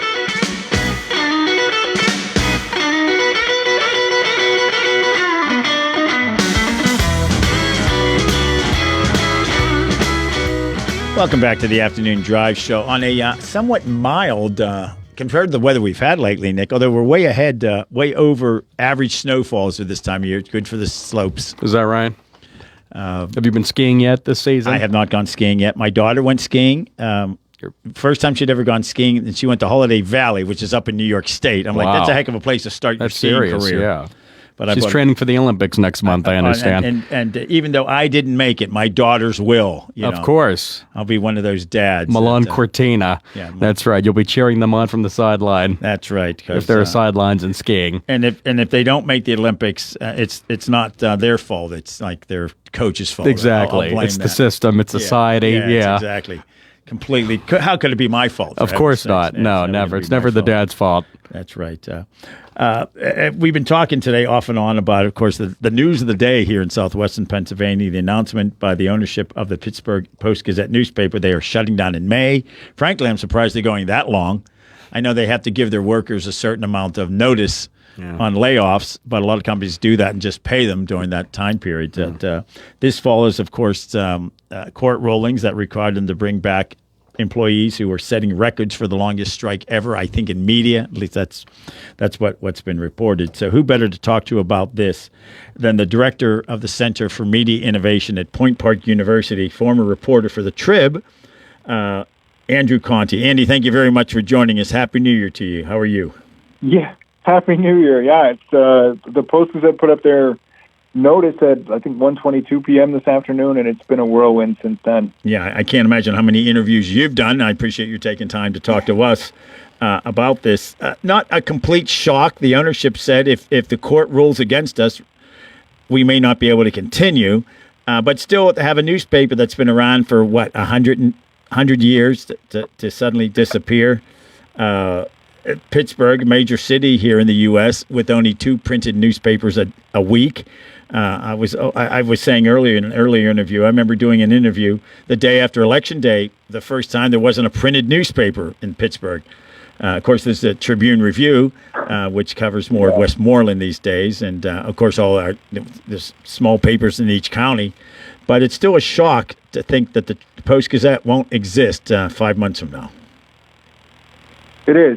It's been overwhelming, and as you said, I mean, the owners telegraphed this. I mean, they said today they've invested $350 million into operating the Post-Gazette over the past 20 years. That's incredible money that they could have just taken home, but instead they they were willing to invest it in trying to transition to some sort of a sustainable model. But yeah, on the what it means, it's a huge blow for not just the city of Pittsburgh, but for the whole region. We're a connected ecosystem. You're fortunate to have the Herald Standard in Uniontown, and they do a great job. But they're part of this larger network of news organizations that are trying to figure out ways to continue to provide the public with accurate, reliable, objective information. And this is a moment that hurts. The Post-Gazette is part of that organization dates itself back to 1786. When the pioneers were coming over the mountains, this was the first newspaper west of the Alleghenies, and to see that go away, it's a sad day for sure. But I think it's also worth remembering that there are other news outlets out there still doing the work. The Tribune Review, continues to have robust coverage of Pittsburgh. You've got public radio here. You've got public source. We have a Pittsburgh Media Partnership that includes 30 plus news outlets that are providing stories and coverage for this region. But yeah, it's still a blow. And I should say too, it's not just we learned today the Post-Gazette's closing, but on New Year's Eve we learned that City Paper's closing. On January 1st, the Trib announced that or they changed their print schedule so that in Westmoreland County, they're in Greensburg, they're printing 5 days a week now instead of 7, and in Tarentum, they're only printing 3 days a week. So, this feels like one of those inflection moments, again, where the people who live in southwestern Pennsylvania are seeing their access to local news diminished. Yeah, when you think that the Pittsburgh Press also was shut down over a labor dispute as well, if you recall, and it was always a very unique partnership. The Post-Gazette and the Pittsburgh Press were separately owned, but they shared a printing press, which is rather unique. They were the same unions printed both newspapers, even though they competed with one another. And a lot of people, of a certain age would not remember that there was a newspaper that got delivered when the kids got home from school. And there was the afternoon paper, of course. Remember going to the ball game? You'd go to, for me, it was Three Rivers Stadium, but Forbes Field before that. And the press guys would walk through, and, they had the newspaper. That was always cool, I thought. Yeah, back when you could go into the game after the sixth inning for free. So, yeah, the newspaper guys would come in and say, who won? Post-Gazette. And, of course, the thing to yell was, who won the game? Because it was the next day's newspaper. Yeah, that was very unique. And who was going to say it first when the guy was walking through the crowd selling? I don't even know if the Post-Gazette has more than one edition anymore. They used to have multiple editions. I don't think the Post-Gazette, do they have more than one edition now? Because they used to have the early edition? Not that I know of. I don't think so. I think they, and that's, you mentioned it earlier, they've only been printing on Thursdays and Sundays anyway. And so, for most days in Pittsburgh, there's not a printed daily newspaper. Yeah. And it's not that long ago, less than 10 years ago, we had two robust printed newspapers that were, trying to beat each other to death and, trying to get the scoops and steal advertisers and find subscribers. And, all that said, nobody's happy about what's happening today. And, the other part is that I feel so bad for all the journalists, my friends who, are going to lose their jobs from this. I'm still grieving and working with the friends at City Paper who lost their jobs a few days ago. And then, you also have, if you think about all the journalists who were working in this region 10 years ago who are no longer doing this kind of work, it's overwhelming. And I do hope that this moment is a clarion call to the public as well, not just to the foundation community, which has been very supportive of this, and the corporate community, which has leaned into it, but to the public to realize that really this is not like journalists have framed this as like the news crisis is a challenge for the media, But it's a crisis for our communities. It's a crisis for the health of our communities. People don't know what's happening in their communities. They don't know how to connect with their neighbors. They can't find out what's going on at their kid's school or their church or their temple or the accountability journalism. So all that stuff goes away when a news outlet closes. Yeah, it's interesting. This hit me very personally recently. I got an update on my cell phone. I don't want to go into details of the nightmare of that. And so I wasn't getting emails and text messages for 2 weeks. And, back in the day when there was a daily newspaper, I'm at that age when I'd be reading the obituaries every day. And I then missed my godmother's passing. I didn't go to her funeral because they didn't know what happened. I would have read it in the paper back in the day. Yeah, I'm sorry. That's terrible. Yeah, and I'm thinking, when this happened to him, like, here's an example of it. This is not reporting on Watergate, but something as simple as that. Back in the day, you would find the obituaries and go through them every day. And I remember my mother was in charge of that in the family. Then I started doing it. But something simple as that has changed so much that you just don't have those like you used to. We're talking with Dr. Andrew Conti, Assistant Vice President, Managing Director of the Center for Media Innovation at Point Park University, about the shutdown announcement today of the Post-Gazette. We had on earlier Dennis Roddy, who is a longtime reporter and columnist for both the Post-Gazette and Press. You should have heard that interview. Let me tell you, he does not hold back his opinions. No, never. And he is not a fan of the ownership. We'll leave it at that. And but you're right, though. It is sad to think that. I think at this point, I want to get your opinion. You once wrote, of course, you were a reporter for the Pittsburgh Tribune Review, which was different than the Tribune Review. You were an investigative reporter for them. Do you see now the Tribune Review expanding more into the Pittsburgh and covering more Pittsburgh news than they do now? I think it's an interesting question. I mean, they have reporters based on Grant Street here in Pittsburgh covering city and county government and the courts. But I think it's just going to be an interesting opportunity for them to think about how they respond to the moment. It's them responding to it. I think you'll also see a lot of other folks trying to step into this and determine a way forward. I do think what we've learned over the past decade plus is that it's probably not a silver bullet. There's not going to be one solution. It's going to be lots of little solutions.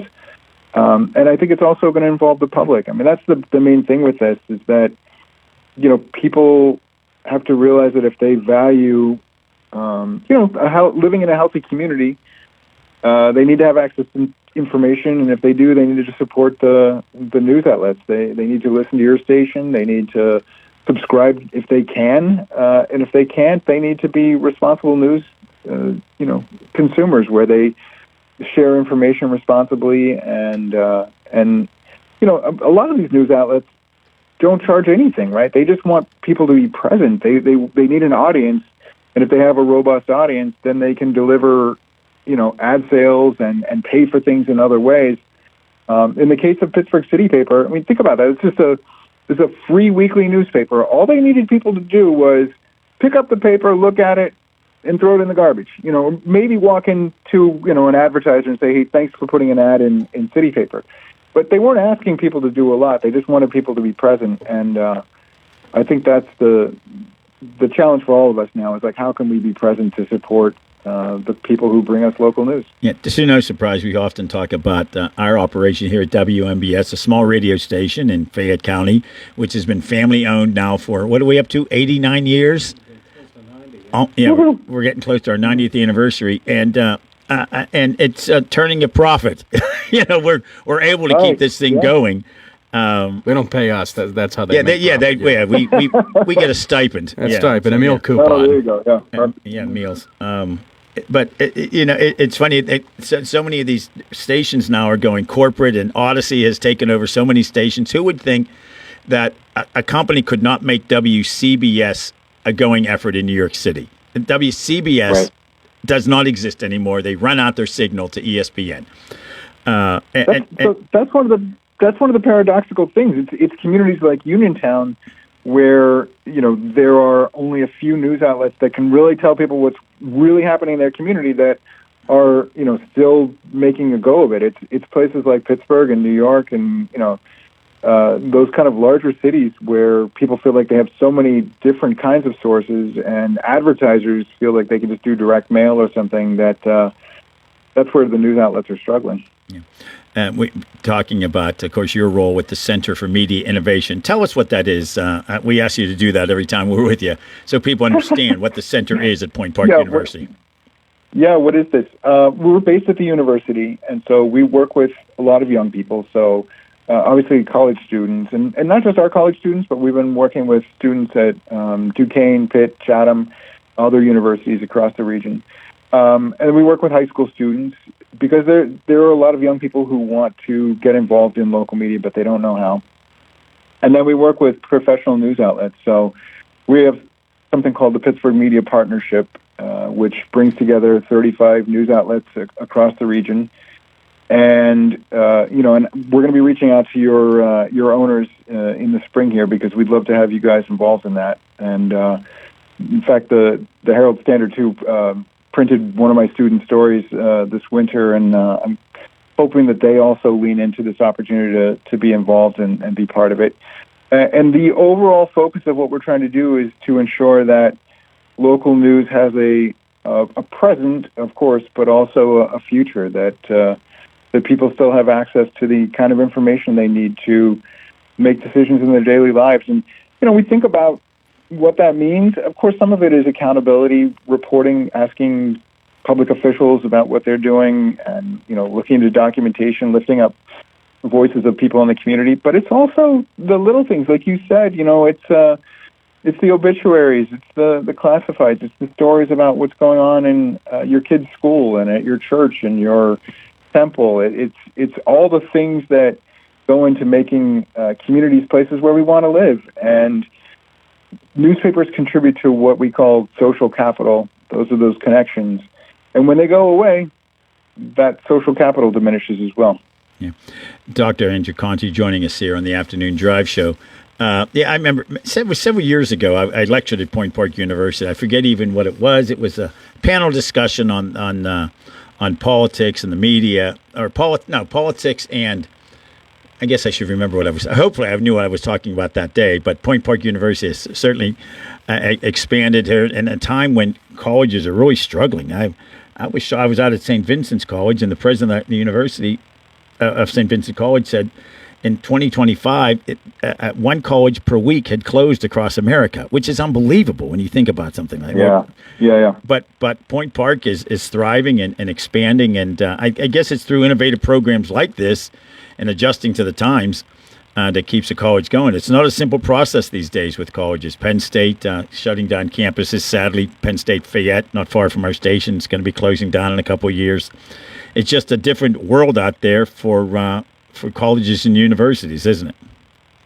Yeah, we've been blessed to have leadership here at Point Park University. We've got I still call him the new president, Chris Brusalis. He's been here for, I guess, about 3 years now. But Dr. Brusalis came in with a vision, and part of that vision is doing innovative programs like the Center for Media Innovation, so that it's taking the knowledge we have on campus, it's taking the resources we have with students and faculty, and then applying those to real challenges in the community, and doing it in a way that tries to solve the problems that our communities are facing. And it's exciting for me to be at a place that supports that kind of work. And, the turnabout of all that is that it leads to higher enrollment. Students want to be here. They want to be part of what's going on. And it's nice to be at a place that, as you say, that this is a difficult time for higher ed, but we're doing some creative and innovative things that are turning the corner. You always hear about Boston being called a college town. I don't know why Pittsburgh doesn't have that title. When you think about how many colleges literally are on Fifth Avenue in Pittsburgh, starting of course, you guys are on Wood Street technically, but near Fifth Avenue, the colleges and universities available in the Pittsburgh region, it's endless. Yeah, I think we have a building on Fifth Avenue, so yeah. And we'll count that one too. That's right. Yeah, right. Definitely count that one. Well, the Playhouse is maybe on Forbes, but yeah, we're over there. So. Somewhere.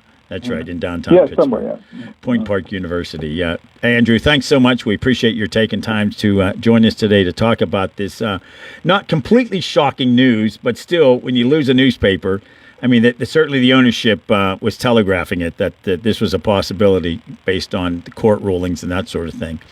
But yeah, it still feels shocking. It's a sad day to not to have a paper. But I think, as you said, other papers around the region will pick up the slack, and I think the Tribune will probably grow more into Pittsburgh. There was a time you couldn't get the Tribune Review in Allegheny County after the Pittsburgh Tribune went away, but now it seems to be around, and I think other papers, especially papers here in Fayette County, will pick up that slack as well, covering sports and whatnot. So we'll wait and see what happens. But right. Sad day, nonetheless. I think even the competition would say that's awful.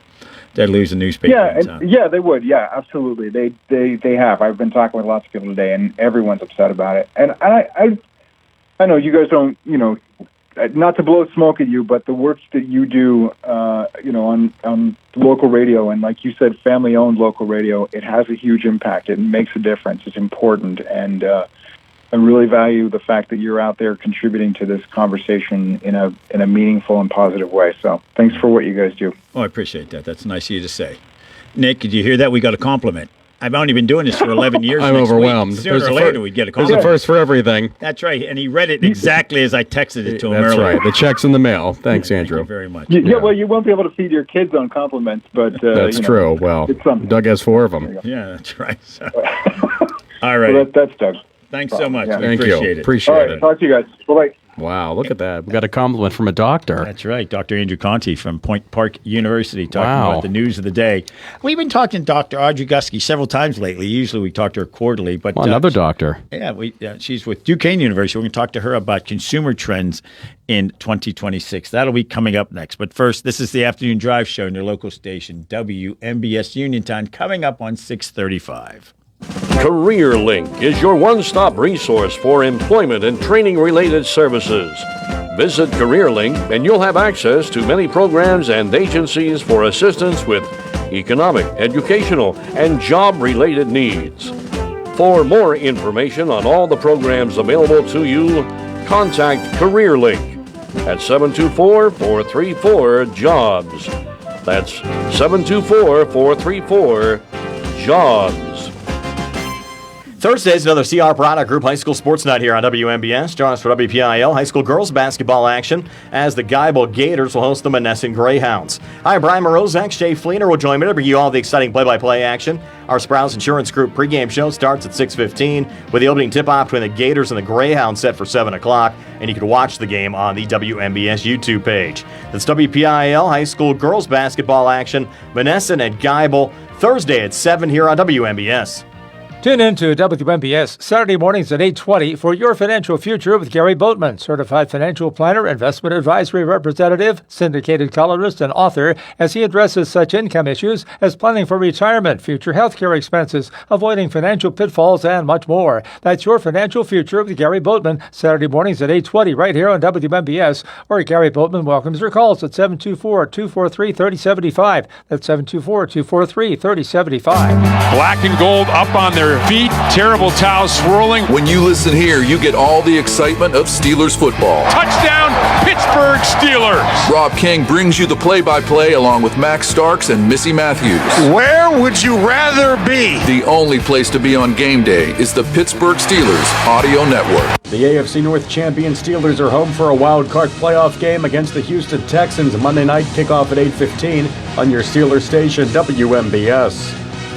Pennsylvania's statewide tobacco-free recovery initiative supports your local radio station and reminds those in substance use disorder recovery that learning tobacco-free coping skills improves the chance of long-term recovery by 25%, and that more than 70% of Pennsylvanians in recovery believe these skills are helpful for both recovery and mental health. Become tobacco-free recovery strong and learn more at tobaccofreerecoverypa.com or call 1-800-QUIT-NOW. Sponsored by the Philadelphia Department of Health. Mountaintop Title and Notary can handle all of your motor vehicle and PennDOT needs, such as titles, plates, renewal, registrations, and all notary needs. Tina Nicholson of Mountaintop Title and Notary can also handle ATV and boat titles and also does income taxes. Hours are Monday through Friday, 9:30 to 4:30, and appointments can be made for after hours and Saturdays. Mountaintop Title and Notary with a new location at 655 Nelson Road in Farmington, the only place you need to go for all title, notary, and tax work. Call Tina at 724-984-1514 for the most professional services around. Looking for a dentist? Dr. Michael George and Dr. Ashley Parker of George Dental Associates, a Uniontown staple, has over 40 years' experience treating patients of all ages. Their caring, professional team of dentists and their staff offer a full range of dental services, including restorative, preventative, pediatric, cosmetic, and so much more. Visit georgedentalassociates.com today. That's georgedentalassociates.com and find out how they can enhance your smile through the art of dentistry.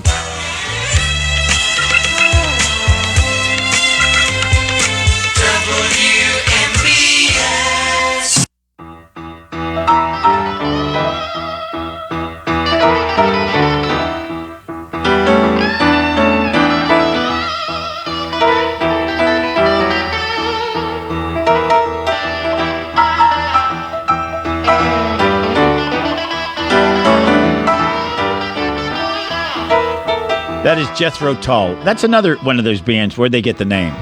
Because obviously the singer's not Jethro Tull, it's Ian Anderson. I wonder where that came from. If there was only something on the computer, you could look things up. If only. And figure those things out. I want to thank Andrew Conti for joining us from Point Park University, talking about the soon-to-be demise of the Pittsburgh Post-Gazette. He's director of the Center for Media Innovation. So we're just going to move uptown a little bit for our next guest. Joining us on the WVU Medicine Uniontown Hospital talk line from Duquesne University, part of the college town that is the greater Pittsburgh area, Associate Professor of Marketing, Dr. Audrey Guskey. We've been talking to you quite a bit lately. I think this is our third interview with you since Thanksgiving. It's good to have you on the air. And you reached out and said, let's talk about consumer trends for 2026. First off, I hope your family's had a wonderful Christmas season. Happy New Year to you.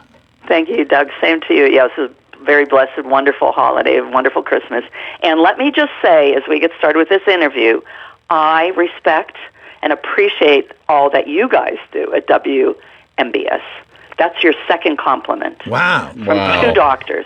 We're on fire. Like 10 minutes, so there you go. It always makes me nervous when the current guest was listening to the previous interview. That's true. Well, we can retire now, Doug. So often people won't then go on the air with us after they hear the earlier interview. I think we should quit now, Doug. We can't get any better than this. No, we can't get any better than this. No. That's right. Good night, folks. There's a certain level you hit, and you're not going to top it. It's all downhill. It's like that girl I dated years ago. The first concert you ever went to was Live Aid. I said, you should never go to another concert as long as you live, for heaven's sakes. Go out on top. But we appreciate your joining us today. So let's talk about the news of the day, and we'll get to the Post-Gazette, because that's certainly a consumer trend issue that people don't buy newspapers, read newspapers like they used to, leading to the demise of the Pittsburgh Post-Gazette, which the current version's been around for 100 years, but it's gone back to the 1780s that newspaper brand has been the first newspaper west of the Alleghenies. But let's talk about the trends first that you wanted to talk about, and we appreciate your reaching out to us about trends in 2026. Hard to believe that for the reader. We're already a quarter century into this century. Sounds so futuristic. It does. Like we're on Star Trek. Yeah, 2026. And we all remember the millennium, and we were concerned about shifting from 1999 to 2000. Doug still has his Look, here we are cards. 26 years later. Hard to believe. Well, I bumped into a guy just by fluke during the holidays, and we had served on a committee at a company I worked for. It started in a task force in 1998 to prepare for Y2K. Because, of course, the world was going to come to a complete end as a result of Y2K. But we're thinking, dear heavens, that is now 28 years ago that we were on that task force. But when you look at the first trend that I have, AI pushback, that's related to all the technology and all the issues we've been having for 26 years plus. So, people are using AI, artificial intelligence, for everything, for work, for school, for shopping. And so people are pushing back. They want the human touch. They love the convenience, they love the personalization, makes it easier, does their work for them. But we want authenticity, we want simplicity, we want real people. We wanted to use our minds. Now, tomorrow's my first day of school at Duquesne, and I'm going to tell my students with AI, I don't think so. I want them to maybe do some research using AI, but I want them to be creative and think and write their papers on their own. It's just important as part of learning. So I think all of society is recognizing this. AI can, like at Christmas time when people are shopping, you can put, something into AI about the person who's, you want to buy a gift for. They give you information about that person.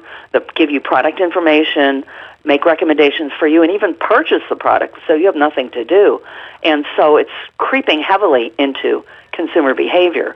But I think overall people still want to have, the upper hand, and they want to be able to use their minds and think and do some creativity. So that's the first trend. We've got AI pushback. Yeah, it's interesting. My daytime job these late days have working in retail, and we always so somebody says, "Oh yeah, I bought that online," and then we sort of cringe at that. We're in the world, but that's the world we live in, and there's not a store out there that does not have a website. If they don't, they're certainly not living up to their potential. Yeah, exactly. But so the second trend feeds very much into the first trend, unplugging. So once again, we're accustomed to so much screen time, and we're overstimulated. And interestingly, this trend is started from Gen Alpha, and we all know that they were born like around 2010 or even later. So they're the younger kids, and they want their space, stillness. They want quiet. They want realness. As they say, they want to touch the grass. You want to feel nature, and so people are unplugging and trying to have some time off. And I subscribe to the Hallow app, and I was listening to it over Advent. And one of the sessions that they had was called the Sabbath, meaning people are supposed to take Sunday off for religious reasons, but also to refresh themselves, to unplug, to unwind, to breathe. And so I think that's and I'm going to try this, it's a very healthy trend. It's one of my New Year's resolutions, to unplug, especially on Sunday, and just enjoy and just relax and look for the joy in my life. Yeah, I mean, there are obviously religions where you are not permitted to use any technology or anything of that sort on the Sabbath.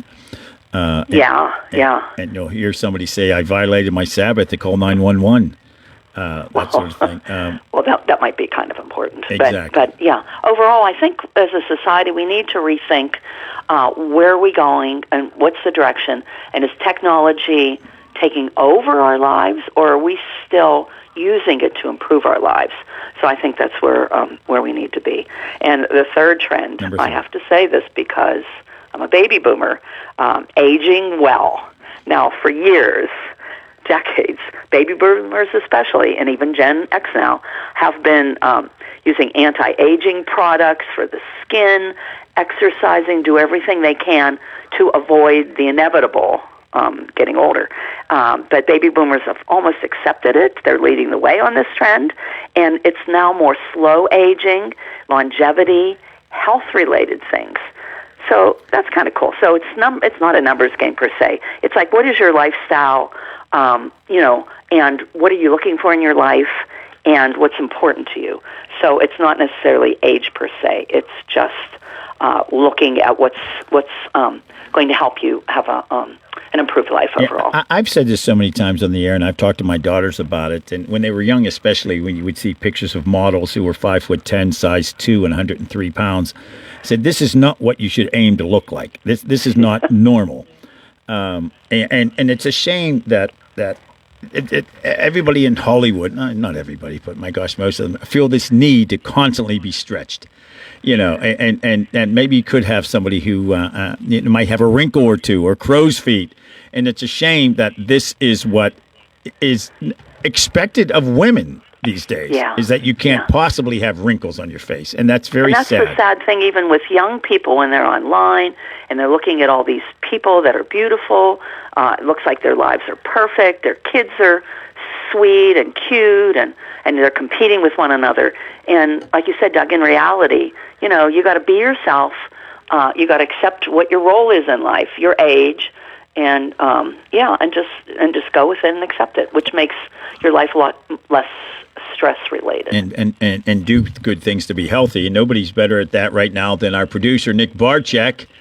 No, I got who has gone from 280 pounds to 200 through exercise, not drugs, not injections. If people want to do that, that's fine. But Nick, that's amazing how you look over there. Thank you, Doug. Yeah, congratulations, yeah. Nick. That is awesome. And he's done it through exercise. And yes, some people, if they want to do the injections, that's fine. Nick hasn't done it that I way. have not. I can't afford it. First of all. Yeah. No. Yeah. But you're a different Good for person. you. It's a challenge. Thanks, buddy. You have to be focused. Yeah. I'm read jealous. that just the way I wrote it for you. Yeah, thank you very, very welcome.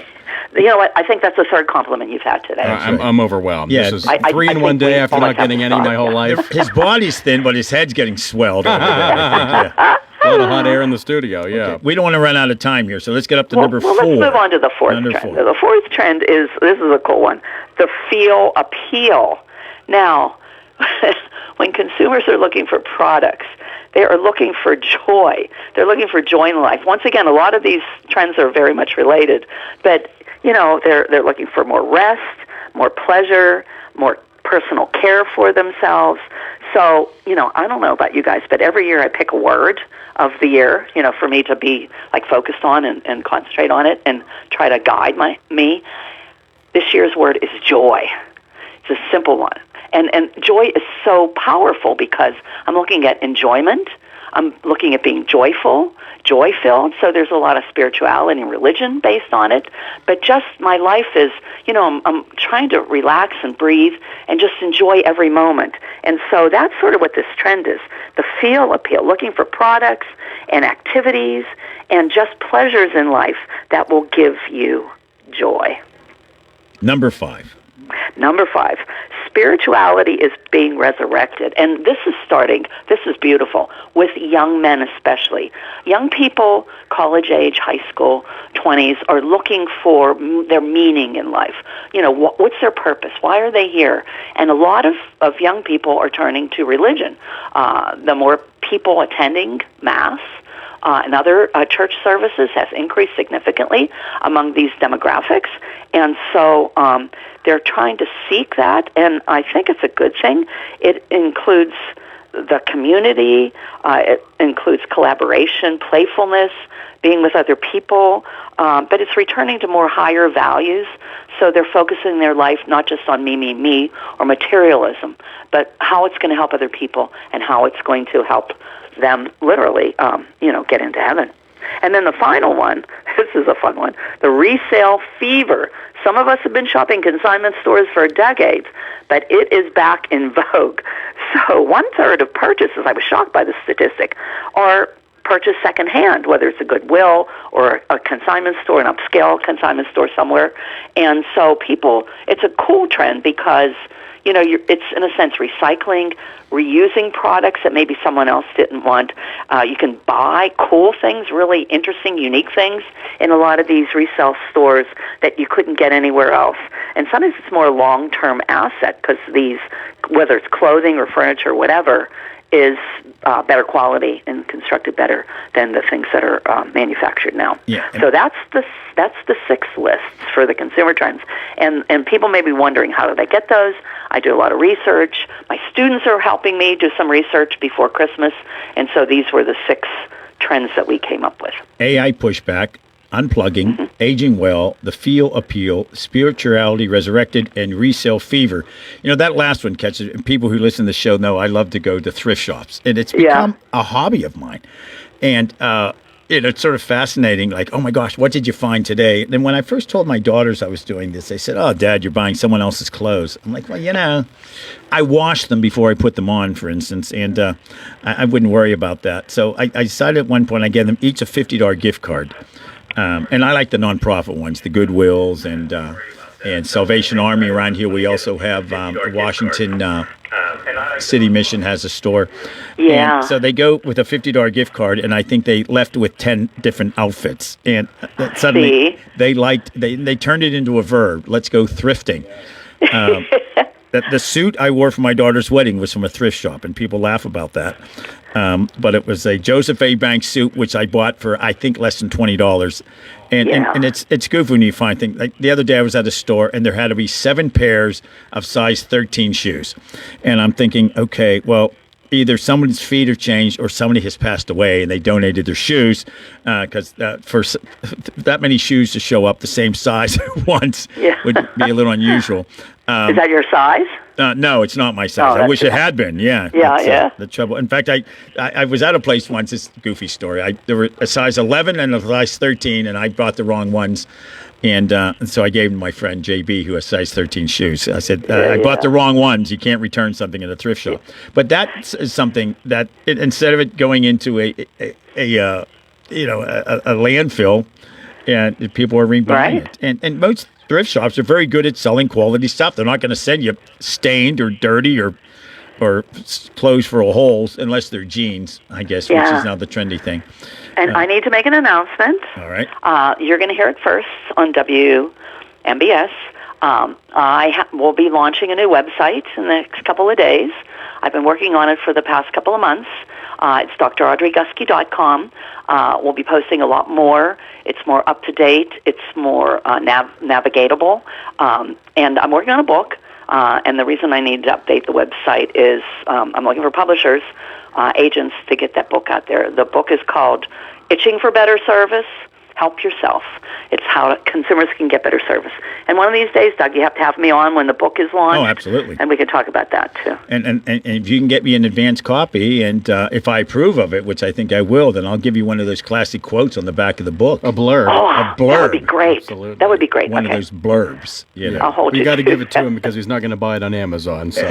No. I have held true to that through another holiday. I have never bought anything on Amazon. Congratulations, Thank Doug. you. You're better than us. We get it. People think I'm a dinosaur. My kids laugh at me. I said, I'm not doing it. I'm going right to my viewing without... Doug, you are trending because you're doing the resale fever, and you are not going into the AI, mess. I'm a trendy. You're shopping yourself. I've never been good for trendy. you. Never. You're trending. I asked my daughters again over the holidays. I'm pretty bald, but not totally bald. I said, should I shave my head? My daughter said, no, Dad, that's trendy. You're too old to be trendy. Don't shave your head. And you're not bald. You're balding. I'm balding. Yeah, I'm So pretty you got bald. 11 daughters. Yes. I just have a really wide part. That's And as we're winding down, too, let me also note that we have the website, We Make Sense for You, sponsored by the Dream Team here at Duquesne University.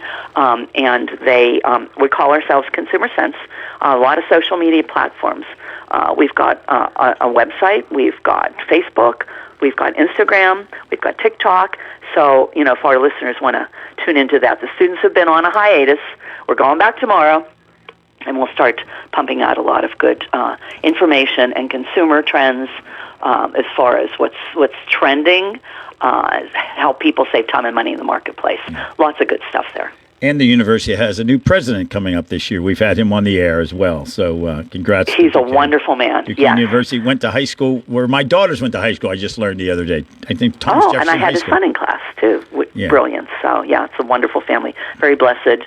And I think they're going to take Duquesne. Local guy. Yeah, absolutely. To much higher levels. It's exciting. Lots of good things happening at Duquesne University. That's for sure. Thanks so much. We appreciate your joining us, and we look forward to talking to you regularly throughout the new year, Dr. Gusky. Thanks so much. Look forward to it. Thanks, Doug. Thanks, Nick. And God bless everyone that's listening. Thank you. Happy New Year. Thanks. We're going to take Happy a New break. Year. We're going to wrap up hour number 2 here on the Afternoon Drive Show. When we come back, we're going to talk about the new mayor of Pittsburgh. Yeah, not from right here, but a mayor of the city that size has a pretty good influence, big influence on the region. And then we're going to talk. We're going to get light. We're going to talk Steeler football. We have to. Coming up, playoff game coming up Monday night, which I don't like, but I'll accept it. I won't complain about it. Is it on too late for you? Is that why? Well, I want. It's not on too late. I don't care. You just want it on a But Sunday. A Sunday afternoon, 1:00. Oh yeah. Well, that's an honor to have the night game. Oh yeah, Usually that's the better games. They on love night. it. They love having the Steelers They on those stick prime the lesser times. games at 1:00. Exactly. So stick around. We'll wrap it up in a moment. It's a new year and a great time to save at Autoland on a new Hyundai. All of the quality that lets them offer America's best warranty, Hyundai Owner Assurance, with 10-year, 100,000-mile limited powertrain protection, 5-year, 60,000-mile bumper-to-bumper protection, unlimited roadside assistance, plus 3-year, 36,000-mile free complimentary maintenance. Autoland still has a great selection of new vehicles at pre-tariff prices, so stop in and check them out. Plus, there are a lot more reasons to buy your Hyundai at Autoland. Voted Best in Fayette Import Dealership and also a Best in Fayette New Car Dealership. Conveniently located and family-owned, they have served the area for over 60 years, and you will deal with friendly hometown salespeople, along with Hyundai's award-winning service department, who will continue to take care of you and your Hyundai. Autoland Hyundai in downtown Uniontown. Visit their website at AutolandHyundai.com, and as Chris Jr. says, you will always pay less to drive the best at Autoland Hyundai.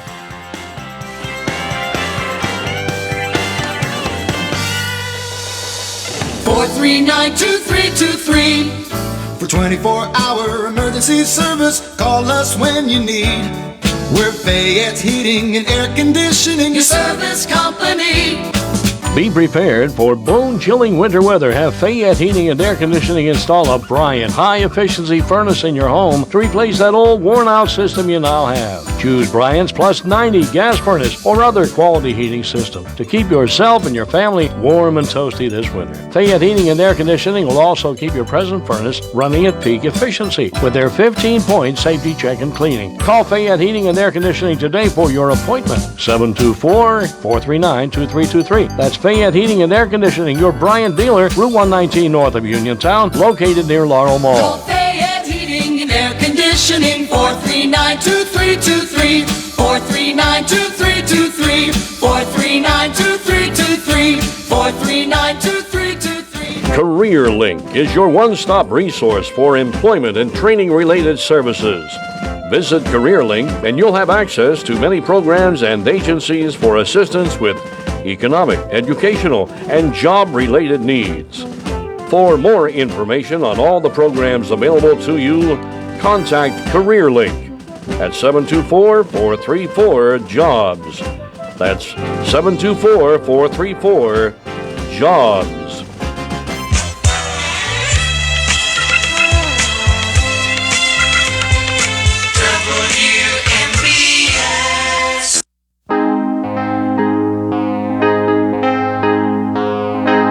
Supertramp bring us out of the break. I've seen Supertramp back in the day. I don't even know if they still tour or if there is a Supertramp. It's Breakfast in America. Yeah, I don't know if they're still around. Are they?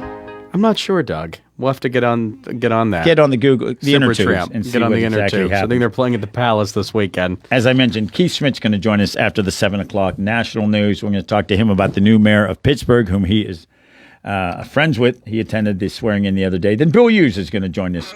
Speaking of newspapers from the Herald Standard, talk about Steeler football, an amazing game the other day. Honest to heavens, those Steeler Ravens games do live up to their hype. It's amazing. CBS News next on your local station, WMBS Uniontown. This is CBS News on the Hour, sponsored by Pfizer. I'm Jennifer Kuiper. Homeland Security Secretary Kristi Noem is now in Minneapolis, where this morning an ICE officer shot into an SUV, killing a woman. Noem says the driver tried hitting the officer with her car and the ICE officer, fearing for his life and the other officers around him and the safety of the public, fired defensive shots.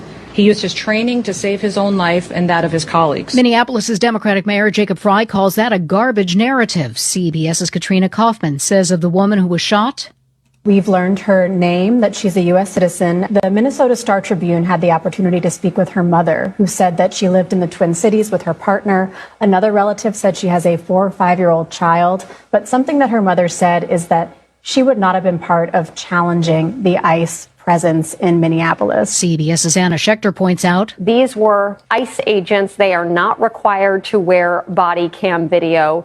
And of course, that would be helpful in adding to this picture that investigators are putting together. The U.S. military seizes 2 Venezuela-linked oil tankers in separate actions. CBS's Erica Brown. New Pentagon video shows U.S. forces seizing another oil tanker in the Caribbean Wednesday. And in the North Atlantic, the U.S. also took control of an oil tanker formerly known as Bella. The White House says both were linked to Venezuela.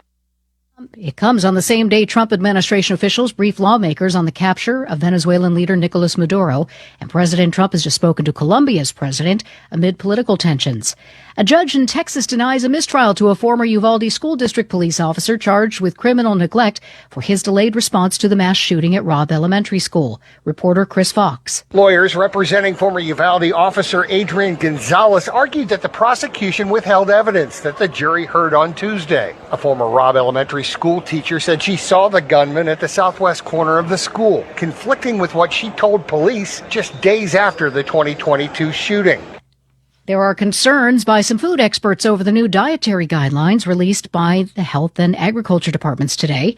Nutrition and Food Studies Professor Emerita at NYU, Marian Nessel, says she likes the Eat Real Food part of the guidelines, but she notes at a time when healthier foods cost more than ultra-processed foods and the cost of healthcare has gone up. Meat and dairy products are the major sources of saturated fat in American diets. The only way you can keep your saturated fat intake below 10% of calories is by eating most of your protein from plants. She says no one will be able to afford this. This is CBS News.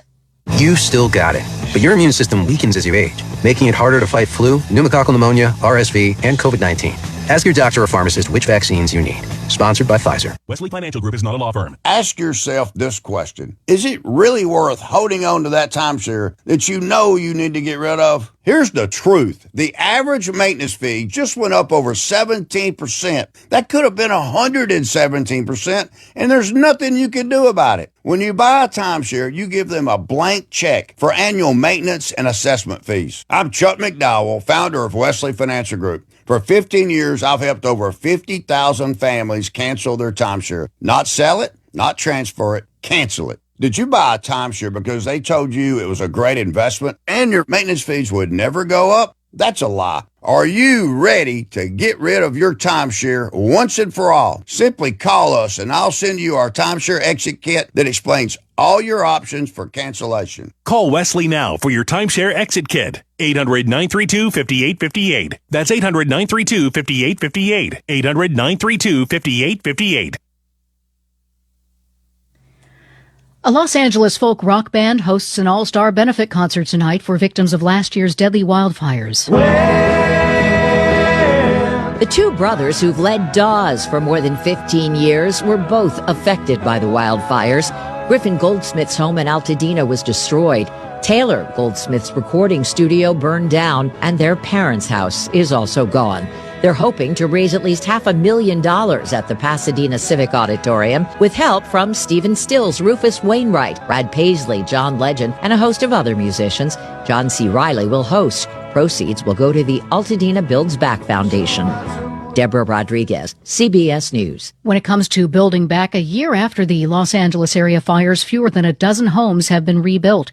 Many homeowners find their insurance insufficient to cover rebuilding costs. Some 900 homes are under construction, possibly on pace to be completed later this year. Jennifer Kuiper, CBS News. We all hear the radio ads about the IRS. They tell you to be afraid, to be scared, and they try to frighten you into calling. I'm not here to do that. Tax Relief Advocates is different. TRA is here to tell you that if you owe money to the IRS, whether it's $5,000, $50,000, or $500,000, we have a solution. It doesn't matter if you're sitting in your car, at work, or with your kids. No matter where you are, call now. 800-507-9701. Don't lose hope. TRA can eliminate or reduce what you owe to the IRS. Generous programs are now available that can give you a fresh start. Our passion is taxes and helping individuals fix their IRS problems. We have over 1,000 5-star reviews on Google and an A+ with the Better Business Bureau. You don't need to be afraid of the IRS any longer. End your tax nightmare today by visiting us online at TRA.com or call 800-507-9701. That's 800-507-9701. Tax Relief Advocates. Real solution.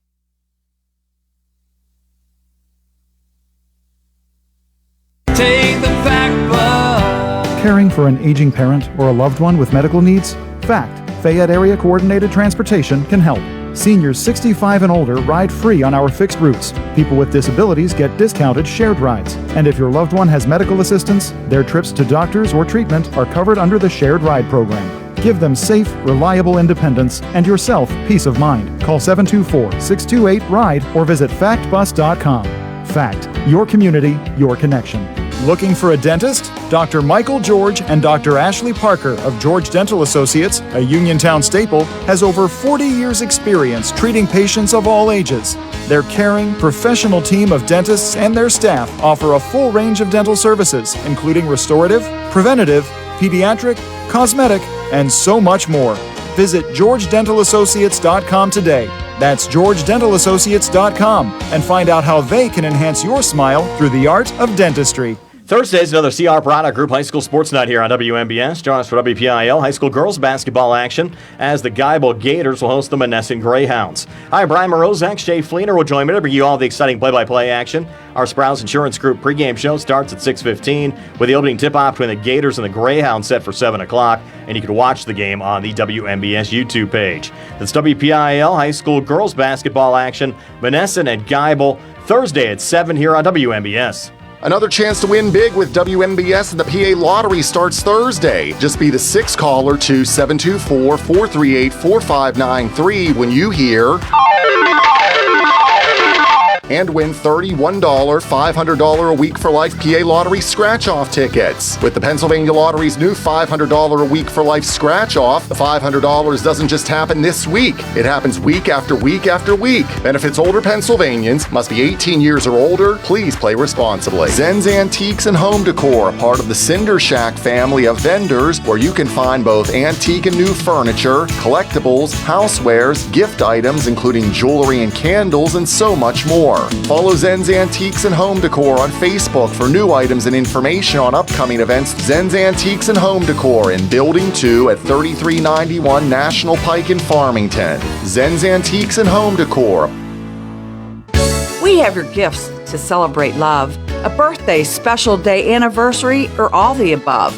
All things that go bling, bracelets, pendants, and rings, footwear and handbags, all styles, including crossbodies and slings. Fun fashion turquoise to elevate your style.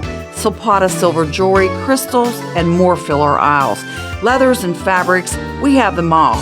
From custom to name brand, concealed carry, in stock, and wall to wall. Strap, 34 South Street in downtown Uniontown. We're in the rear of the State Farm Building. 724-557-6184. Gift wrapping, gift certificates available, all major credit cards welcome. 2-hour free street parking directly in front of our shop. We value your shopping experience here with us at Strap, so come on in, sit a spell, enjoy a refreshment, and a bag of peanuts. That's our house staple. Stop, browse, shop small, shop Strap. Now, you don't have to travel too far for medical marijuana products. Go to Local Leaf in Scottdale for a wide variety of locally grown and locally sourced products, plus your questions answered on medical marijuana, qualifying medical conditions, or how to register for your medical card. Local Leaf by PHG off Route 119 in Scottdale, 412-417-4964. Online at localleafpa.com. Local Leaf, your medical marijuana dispensary with locally grown and locally sourced products in Scottdale.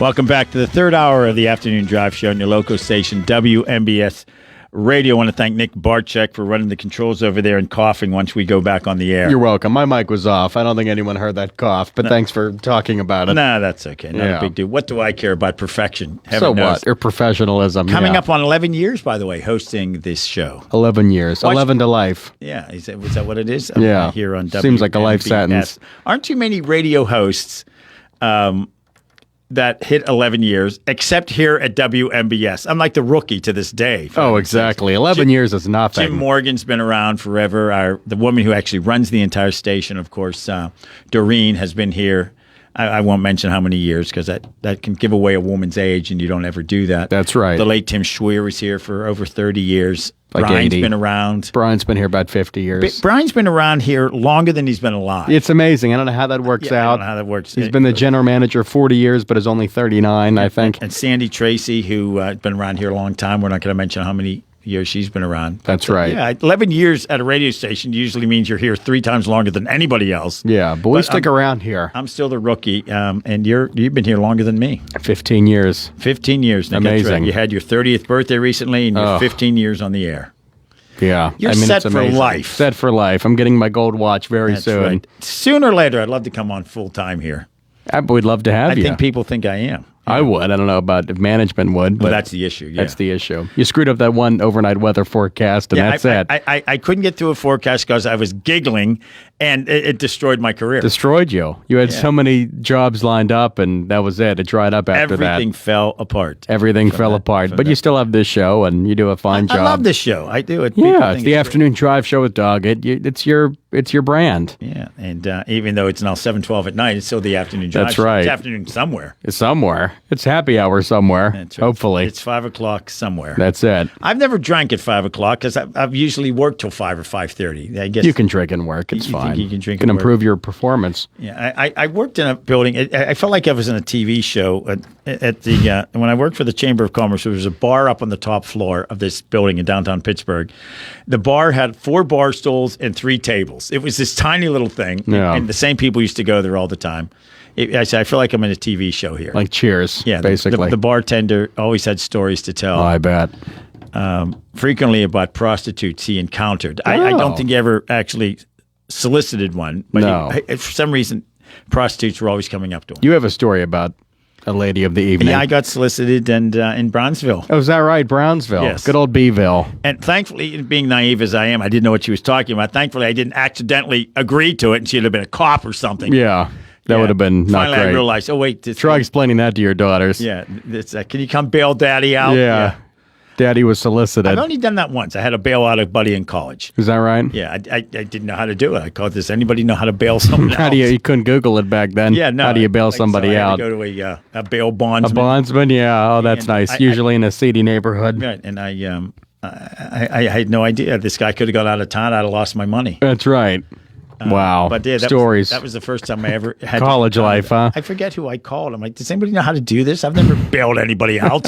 That's probably a I'm good like, tell me thing. to get an encyclopedia. Yeah. Look up, Encyclopedia Britannica. look up bail. That's it.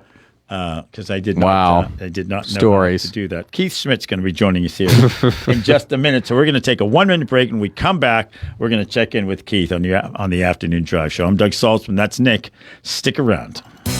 Looking to update your home? Koval Building Supply at 40 Monroe Avenue in Uniontown is more than your plumbing supply store. We specialize in kitchen and bathroom remodels that transform your space from outdated to outstanding. Our designers work with you to create the look you've always wanted with custom cabinetry, countertops, and flooring options to fit your style and budget. Call Koval today at 724-437-8824 or visit kovalsupply.com to plan your dream kitchen or bath. Koval Building Supply, everything you need to make your house feel like home.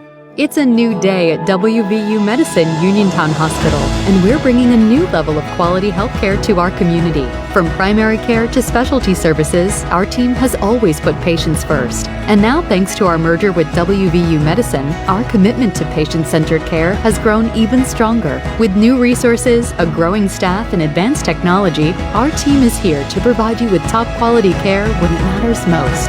Discover the new Uniontown Hospital and see how we've grown.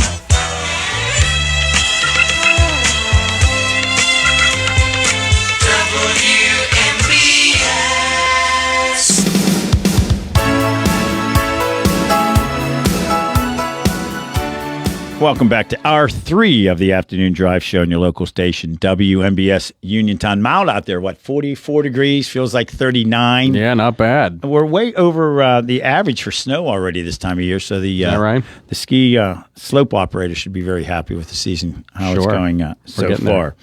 As we've been talking throughout the day today on a number of different topics since going on air after the 5 o'clock news, but clearly the news of the day in southwestern Pennsylvania is the announcement by the owners of the Pittsburgh Post-Gazette that they are shutting down operations come May. Pittsburgh will not have a newspaper.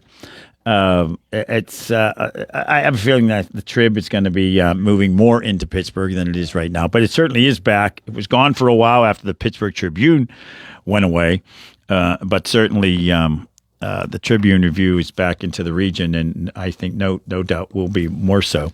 And part of the news that was actually below the fold in that Tribune Review the other day. I mentioned something to my daughters during Christmas about it. I had a newspaper there, which they never see, of course, and I said it's below the fold. They, of course, did not know what that meant. I'm like, well, there's a fold in the newspaper. It's below the fold. They didn't know the significance of being above the fold. No, they thought that you meant the new cell phones that fold. Yeah, they probably thought that, exactly. But Pittsburgh does have a new mayor, and we wanted to talk to our next guest about that, who's been a longtime friend of the new mayor of Pittsburgh, Mayor Corey O'Connor, joining us on the WVU Medicine Uniontown Hospital Talk Line. Business and political analyst and consultant Keith Schmidt from Bridge Connections. Keith, Happy New Year to you. Hope you and your family had a wonderful Christmas season. Happy New Year to you and your listeners, Doug. It's always a pleasure to join you on your drive time program. Yeah. Here we are, of course, in Uniontown, Fayette County, and we're talking about the mayor of Pittsburgh. But the mayor of a major city like that in a metropolitan area, his responsibility is to the residents of the city of Pittsburgh, but his role unofficially is much larger than that. It really is sort of the mayor of the region at times. When you think about it, if somebody's from out of town, where are you from? You say Pittsburgh. I don't say I'm from Bethel Park. I was going to say your listeners Fayette when they travel to San Francisco, they don't tell people Fayette or Uniontown. they tell them Pittsburgh. You know, it is. You know, it's not trite to say. It's the heart of the region. I mean, and quite frankly, the region will succeed or fail largely on the fortunes of the heart of the region, the business district and the city, which is represented in so many ways across this country and around the world. It is an important engine for the economic and the business community and the residential community, and we're all very excited about the fact that, the crossroad has come, with the proverbial turning of a page. And there's a lot of people, including myself, feeling pretty bullish right now. Yeah, it's interesting. When you elect Pittsburgh elects a 41-year-old mayor, and I was thinking about the first time I met him. I was at some political event. His father was there, who at the time was a city councilman in Pittsburgh, and here's Corey O'Connor, and his dad said, "Hey, Doug, I got to go up and do something. Would you keep your eye on my son, who was 11?" And I'm like, "Sure, I'll keep your eye on your son." And now he's mayor. And that generational connection, 20 years ago, which most people consider a generation, it was a couple days, apart, 20 years apart, where the son and the father both took the oath for mayor of Pittsburgh. And sometimes being part of a family or a political legacy, some people that could be, some people think that's troubling, or I'd rather have somebody from the outside. Let me tell you, at this crossroads for the city, we need a mayor who can start on day one.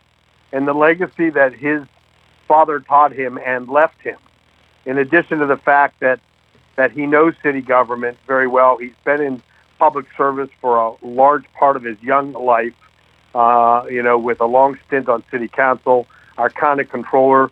There are some elections where having a political resume and a government resume works for you. This one, it absolutely did. There's a lot of people that thought that, the last administration for Peduto, the last 4 years, and these last 4 years, there's just been somewhat of a vacuum. The connection was no longer there.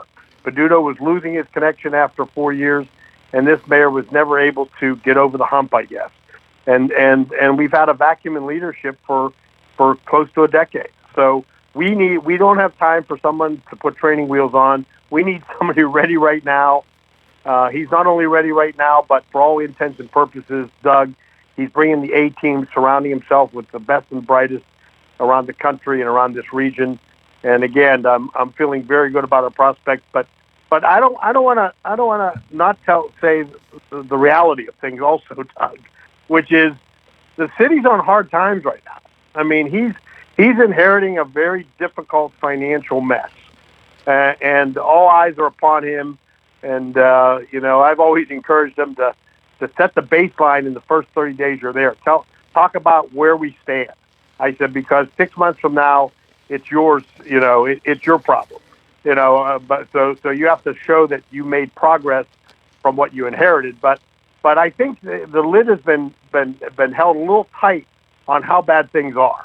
And financially, we're really with infrastructure, with our vehicles, with some of our pension plans, with there's a lot of things that are really coming to bear on this new mayor that he's going to have to figure out in a hurry. No, you're right. It's one of those situations. I mean, I always talk about my daughters a lot, and they saw a picture of the new mayor, and they said, "Dad, how old is this guy?" I said, "Well, he's older than he looks. He looks like he's about 25. He's 41 years old, but with a vast experience. And as you mentioned a moment ago, and I agree with that entirely, the biggest issue facing city government right now in Pittsburgh, frankly, in most urban cities, is our budget issues. And he has that experience as county controller. He'll be working, and he said it right away, I'm going to be working with the city controller and not battling with this. Because over the years, it seems like mayors always fight with the controllers when they should be working together, frankly. Not defending each other or apologizing for each other, but working on the same page. I was very close friends with his father, Bob, and I miss him dearly. And through the years, I've become a good friend of Corey's. And I could tell you one of the things in their DNA which really makes me encouraged about our prospects is they're pure Pittsburghers, and they love this city. They grew up. They have strong roots and ties here.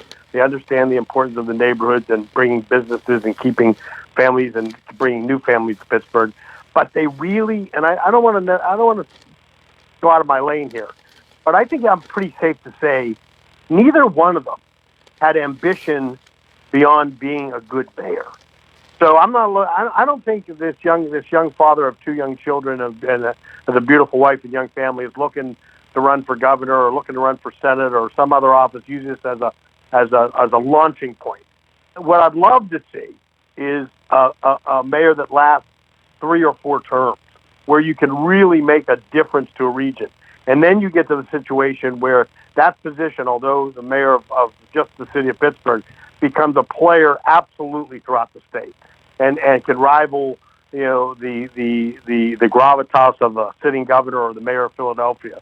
But you have to have some consistency, and that's what we've lacked for a while. There's been a lot of transition. I think we need a stable time, a steady hand. I think we got it in this young mayor, and my thoughts and prayers are with him that he'll stay there for a while to right this ship. Yeah, third mayor in 5 years. Which I tried to do some research to find out if that's ever happened, that you had 2 incumbents lose two administrations in a row. I couldn't find it. Doesn't happen that often. No, it doesn't. And there's no term limits, of course, for mayors in Pittsburgh. There's no, county commissioners don't have term limits. County executive in Allegheny County does have a 3-term limit. Have a 3-term limit, 3 terms, right? 3 or 4 year terms. Of the 3 people who've served, Jim Roddy and Dan Honorado and Rich Fitzgerald, only Fitzgerald served the full 3 terms. And that's only been since 1999 when you start electing a county executive. But again, people thought, I think when the county executive came about, that's gonna have a stronger impact in the region than say the mayor of Pittsburgh. But that's just not the case. I've sensed over the years. No, it's not. People know it Pittsburgh. Really My daughter told the story that her and her husband were in Munich, and they were talking to somebody in line. There was somebody English. They were at some Christmas festival, and my daughter and her husband live in Pleasant Hills in Allegheny County, and they were talking, and they said, "Where are you from?" And she said, "Well, I'm from a city called Pittsburgh in the United States." And the woman said, "Well, I'm from Pittsburgh too." But neither were from Pittsburgh. The one lived in Wexford in the North Hills, and what are the chances? But they're from Pittsburgh. But they're from Pittsburgh, right? And first off, what are the chances of bumping into Pittsburgh, or, at a Christmas market in Berlin? I have a similar story to that with our mutual friend Tony Fratt, who told me about a situation like that on the beaches of Sicily. Ran into somebody that went through and it was actually a friend of his, Joe Bianco, a long-term commissioner and Democratic Party leader here in the West Hills. Talked about, first he said to the person that he met on the beach, "I'm from America." "Oh, so am I. I'm from Pennsylvania." I'm from Pittsburgh. Well, I'm actually from a suburb. They got it all the way down to they lived in the same municipality in a beach in Sicily. And it was like, am I being punked here? He's looking at him like, what? He's looking for a camera. Like, is this the craziest thing? But those things happen. I mean, I know you're up against the break, but do you have time at all? No, we're fine. Let's keep going. Well, I got it. If you're going to tell that Tony Fratto story, who of course worked for Senator Rick Santorum, was later press secretary, assistant press secretary to President George W. Bush. He told. I was best man in his wedding, Doug. Just so you know. Oh, were you? Okay. That's how close we were as friends years ago. He told the story. I'm sorry, Deacon at our church told the story that he bumped into Tony at a restaurant in Rome. You know, what are the chances of that, for heaven's sake? You know, it's one thing to bump into somebody in a Steeler bar, but in a cafe. But yeah, that Tony. Haven't talked to Tony in a long time.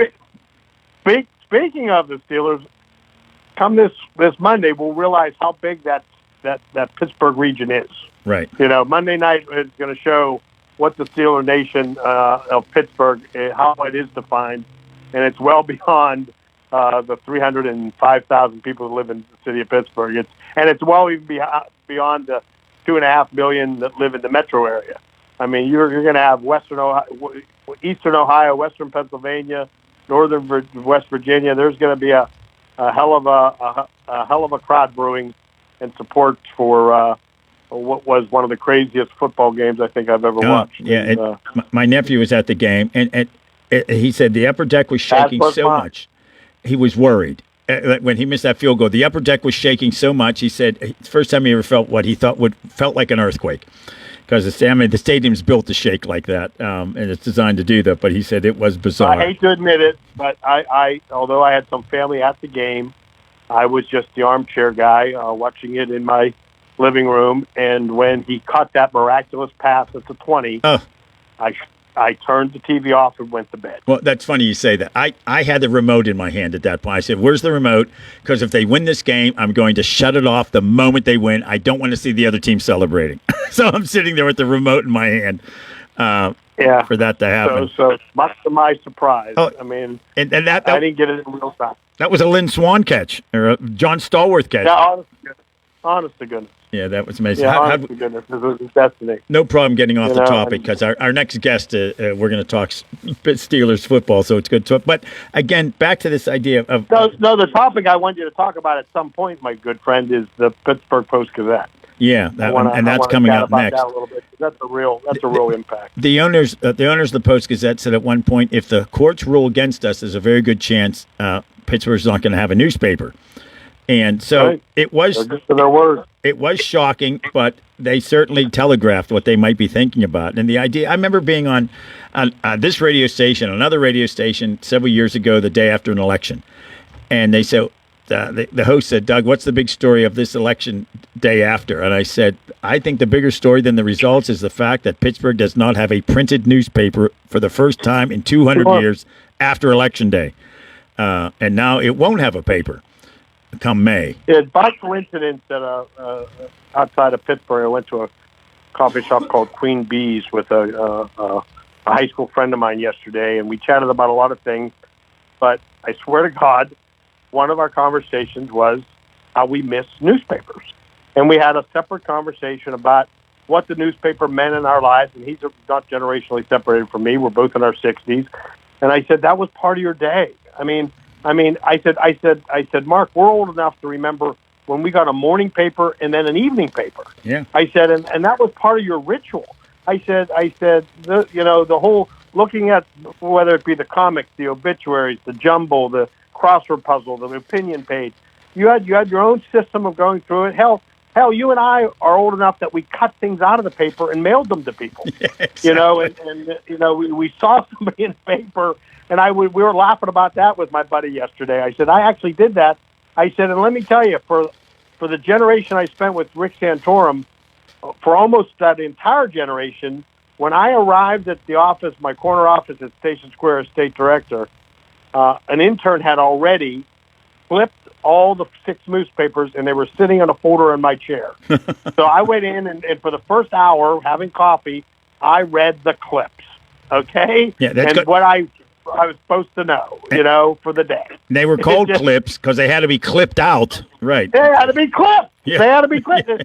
But we mourn the loss not only of a newspaper and that information is shared with so many people and a treasured part of our lives, but these were 1,000, 1,500, 2,000 word articles that told their side, both sides, and then you formed your own opinion.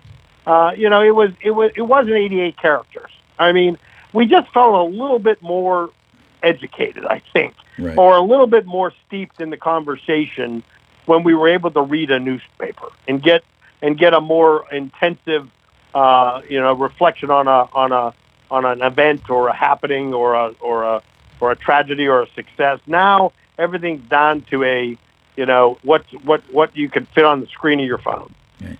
I used to fold my newspaper. I used to take the subway to work every day to downtown Pittsburgh, and I used to fold my newspaper before I got on the subway because you only had so much space to read it with the person sitting next to you. So I had my paper folded the right way.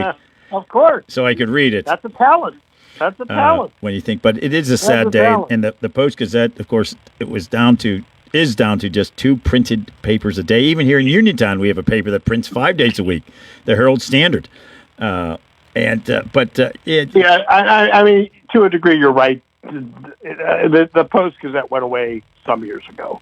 I mean, it was limping along online and whatnot, but the days of a full-size newspaper at your door and depended on that for real news of the day and to get your day started, that ended, 15 years ago now? I mean, yeah, it's been a while. It really has. This is the final straw. And it is a sad moment, especially since in one way or another, it's been in circulation since the 1700s. But one version or another. You and I both know this day would come. The first newspaper west of the Alleghenies was the predecessors to the Pittsburgh Post-Gazette. There's the Pittsburgh Post. There was the Gazette. There was back in the day, a town would have 8 newspapers. And competing with another. In those days of coming outside a business, an office building, and seeing 7 newspaper boxes across. That's right. That was not uncommon. Yeah. And then you had the 4 next to it that were free. Yeah, exactly. You had the free newspapers plus the ones you paid for. In Pittsburgh, at one point, you had the Pittsburgh Post-Gazette. You'd have the Washington Post. You'd have the Pittsburgh Press. You'd have USA Today. You'd have the New York Times. They were all in the boxes. Sure.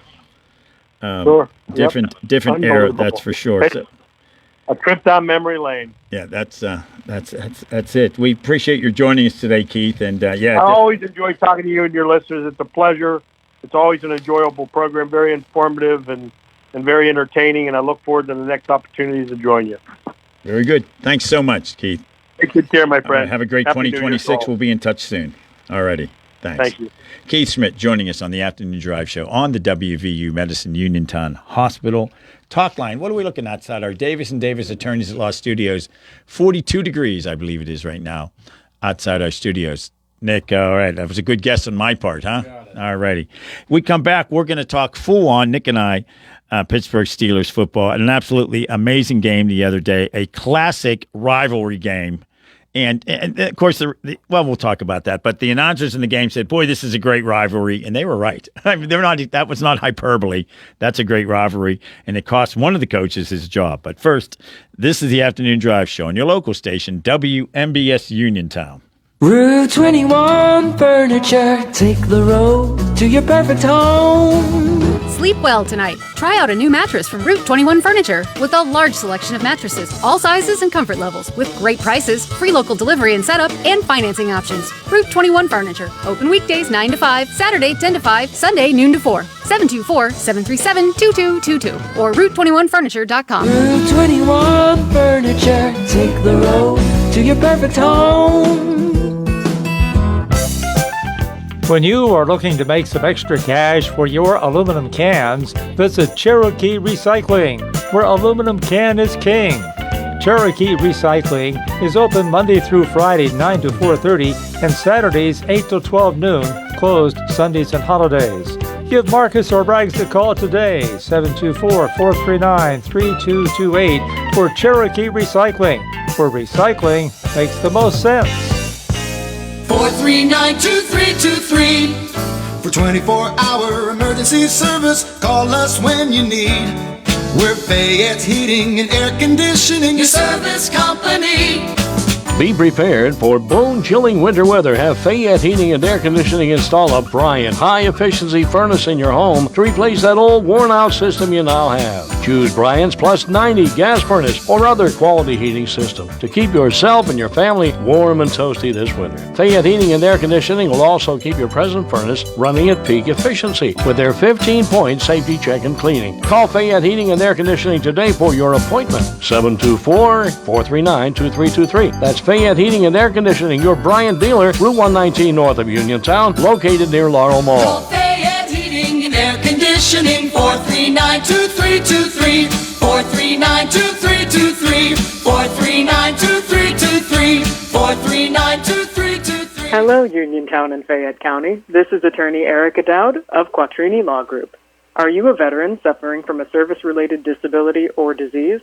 Not all injuries are obvious or happen quickly.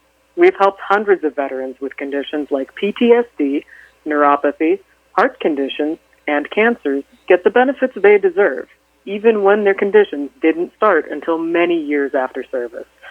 VA benefits can be paid for any condition that could have been caused or worsened by your service, from Agent Orange exposure, Camp Lejeune water exposure, burn pits, or physical injuries in the service. If you were disabled from your military service, we can help you. The consultation is free and no obligation. Call us today at 1-888-534-6016 or Google Quattrini Law Group. Again, this is attorney Erica Dowd from Quattrini Law Group, reaching out to veterans like Okay, my New Year's resolution was to listen to my body, and my body says it's tired, coughing, and hates January. Sounds like your body wants MoniMed same-day care. I tried ignoring it. That was resolution number 2. Let me guess, you Googled it? Yeah, now I'm scared. Let's not do that. I'm Kendall Soliero, a provider at Montgomery Medical. Walk in, get real answers, and start feeling better. No appointment needed. Wow, a resolution I can actually keep.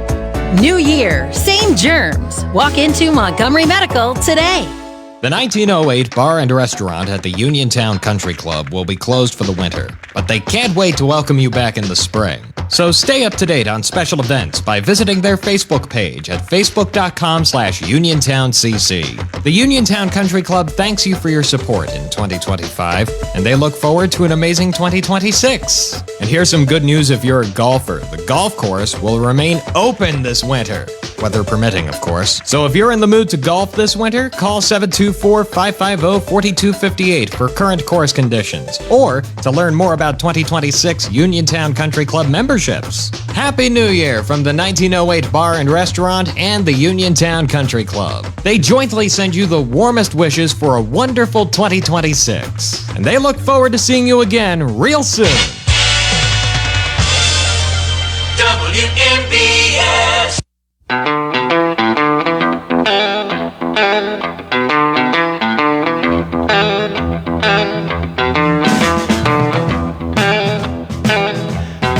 Just about 10 years after Jim Morrison died, and of course he's singing this song right now that Nick just faded off.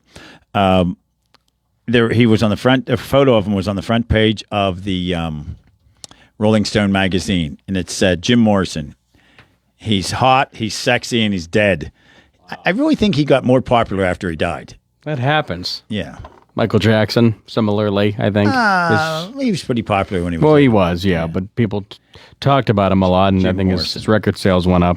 Well, we are going to shift over from serious topics now to let's talk sports. We have to talk Steelers. And how about this? This is one of the most momentous days in sports history. This is in 1994. All right. Which is hard to believe now. This is now, 32 years ago? 40. 32 years ago. If it was 84. 90. I'm sorry. I meant to say 94. 94. And I'm sure you woke up this morning thinking about this anniversary. Mm-hmm. Figure skater Nancy Kerrigan was clubbed on the leg by an assailant at Detroit's Cobo Arena. 4 men, including the ex-husband of Kerrigan's rival, Tonya Harding, went to prison for their roles in the attack. Harding pleaded guilty to conspiracy to hinder prosecution, but denied any advanced knowledge of the assault. That's amazing. Was it that long ago? Can you believe that? 32 years ago. They made a movie about it. Yeah. They did make a movie about it. And oddly enough, the girl who was attacked ended up being disliked more than the attackers. Right. She just did not handle her PR very well at time. Nancy Kerrigan. Yeah, remember that was, I think that story was bigger than anything else going on in the world. Wow. Amazing. That she got it. And these guys thought they were going to get away with it. Exactly. Yeah. Good luck. That was quite the story. Yeah. I bet Bill Hughes wrote a column on it, probably. I'm sure he did. I'm sure he was there. Our next guest. Steve Futterman was probably there. Yeah, I'm sure he was there. The Hindenburg. Joining us right now on the, we'll talk about that in a minute. Joining us right now on the WVU Medicine Uniontown Hospital talk line. Speaking of newspapers, a columnist for the Herald Standard, Bill Hughes. Bill, Happy New Year to you. Thanks for joining us today. Hey, guys. Thanks for having me. Happy New Year's. Sometime Nick and I talk about stuff, and people probably forget. We probably forget. People don't know all these crazy stories. But, of course, Steve Futterman, who, of course, was with CBS News for many years, we interviewed him from every continent except Antarctica. At one point, I don't know, during an interview, we were probably talking about wildflowers, but Nick and I always go off in tangents. And we talked about, for heaven's sakes, Michael biting the ear off of biting the ear off Holyfield. And before we could get those words out, Futterman said, I covered that. He was actually at that fight where that happened. I miss Steve Futterman, man. He was terrific. Maybe we have to track him down. CBS let him go for no reason of his competence. They were just laying off people. We miss him being on with it. We'll have to track him down and see where he is. But very pleased to have Bill Hughes with us today. We can't get through this show in the new year without talking about the Pittsburgh Steelers. You've seen more sporting events than anybody I've ever known. I don't know if you were at the Steeler game, but if you were watching it, it well may be one of the most outrageous games we've seen in a while. What are your thoughts on that? Does it rank up there with the crazy rivalry games? Yeah, it was crazy. And when you think back, Ravens and Steelers, I mean, sure, a regional bias, if you will, but it's such a great rivalry. And over the years, and it's only fitting that they came down to the last play. And no, I was not at the game. I was watching it on Peacock, and the crazy thing is, my TV went out as the Ravens were getting ready to line up for the field goal. It didn't go out; it just turned off. For whatever reason, my TV turned off. I turned it back on, and they showed Steeler players hugging. So I literally did not see the play live. Go figure, right? Oh, that's a classic. That's why I have an antenna on my TV, I guess. You think about it, you have two missed kicks, I should say, one field goal, one extra point within, a minute, a couple minutes, and a catch by the receiver for the Ravens that rivaled any catch that John Stallworth or Lynn Swann made back in the day, Louis Lips. Keep naming them, Doug. Frenchie Fuqua. This is my era. Yancey Thickpen. But it was an absolute outrageous game, and within hours, the head coach was fired for the Ravens. Were you shocked when that news came out? Yeah. I wasn't, only because there had been some rumblings the previous week about a rift between Harbaugh and Lamar Jackson. Potentially there being issues there. And in this day and age, if that were the case, if that was true, it's almost always the player that stays and the coach goes. So was I surprised by it? No, he's been there for so long. And kudos to him for a wonderful run in Baltimore. He'll land on his feet if he chooses to. Yeah, but usually when someone's there that long, they're given the opportunity to resign. I was just surprised that he was fired. Tomlin will never be fired unless, he does something egregious. That's not going to happen either. But I was just surprised that they didn't allow him to move on. Yeah, you would think that they would have let that happen. But, again, I don't know. I am disappointed for him in the way it was handled. Here's the thing. If that field goal goes through the goalposts and the roles are reversed, you said about Tomlin will never get fired. Not saying he would have been fired, but, is he starting to look at a television role? Is he starting to look at possibly going somewhere else? Because he is going to be going into his last year now. So had the Steelers lost the last handful of games and choked away the division again, roles could have been reversed. You never know. And how do you like the chances this weekend against Houston? They have a really good defense, the Texans, and they usually play playoff games at home, but now they have to go on the road. So how do you think the Steelers will fare in this matchup, Bill? Yeah, I was just a couple minutes before we connected here. I was looking at weather.com just to see what the weather's going to be like Monday night, because the Texans, again, they play indoors. So the weather looks to be like it's going to be in the mid to low 30s, and it's hard to. Their defense is really good. Yeah, it is. It was a top-rated defense yards-wise in the league, and the Steelers being towards the bottom in total offense. I don't know if it's going to be a high-scoring game. The Steelers only averaged I think it was 23.4 points a game, and Houston, I think, scoring-wise, was second in the league. Had only given up 17.4. They might have been third, but it's. I don't know. Does Rodgers have some magic left in him? Metcalf coming back is going to give the team a boost. Right.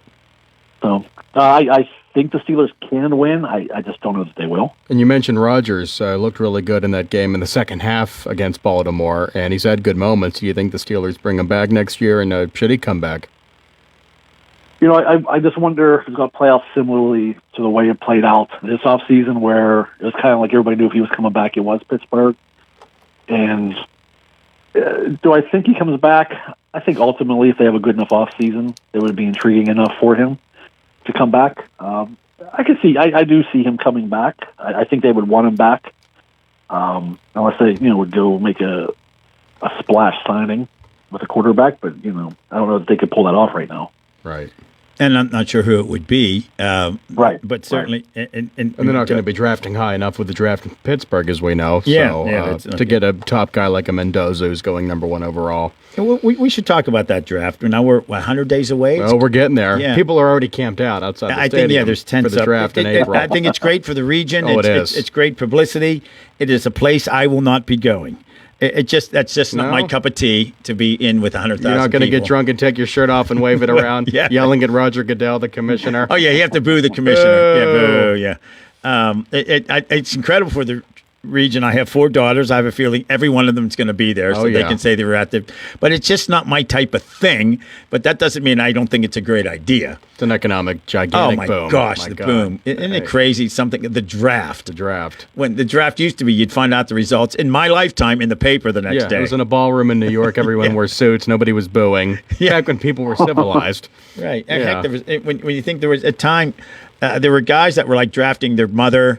Their nephew, because there were how many rounds and it made no sense. No one's 27. Now there's only 7. Yeah, could even be shortened. I think no one's going to make it from the 20th round to the NFL. No. So after a while, it was just silly. They would draft their best friend, their dad, their dead grandmother. But yeah, it's amazing how this and it's a classic NFL. They have created this incredible event of who's getting drafted. And people would 30 years ago, someone said that's the dumbest idea I've ever heard. Exactly. But it's booming. So who knows who the Steelers will have available to draft. Back in the days of drafting the best possible athlete, which is what Chuck Noll always used to say. But let's back to the Steelers and their chances here. Earlier this season, my gosh, people had thought they were going to miss the playoffs by how many games. Now they're hosting a home game in the playoffs. What are we looking at here in terms of the keys? Like Nick said, as you said, rather, that defense is so powerfully strong. Is Metcalf going to be ready? It takes 2 weeks off, didn't get to practice. I just hope he doesn't hit a fan Monday night. Yeah, let's not do that. Did we lose Bill? You still with us? No, I'm listening. Yeah, you were talking. I'm with you. So what do you think, Metcalf? What was his impact be? And if they hadn't made the playoffs, would it have been Metcalf's fault?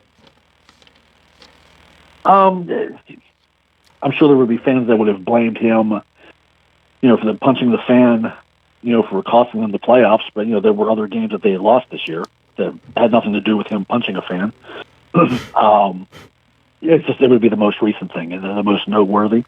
I think Metcalf could play a difference Monday night. It could be a big difference in the game, and it could be one big play here or there. And everybody talks about Houston's defense and, the Steelers not having the defense that they once had.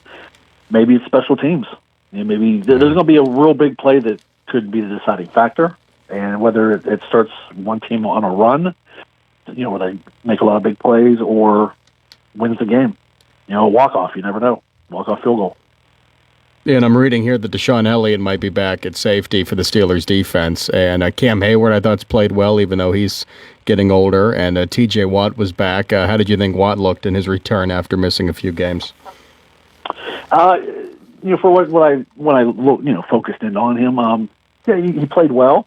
I think that them holding him out that extra week was good. I think he could have gone a week earlier, but they're going to need a big game from both him and Hayward, right? And several others to make this, to make it happen and get their first postseason win in a long time, many years.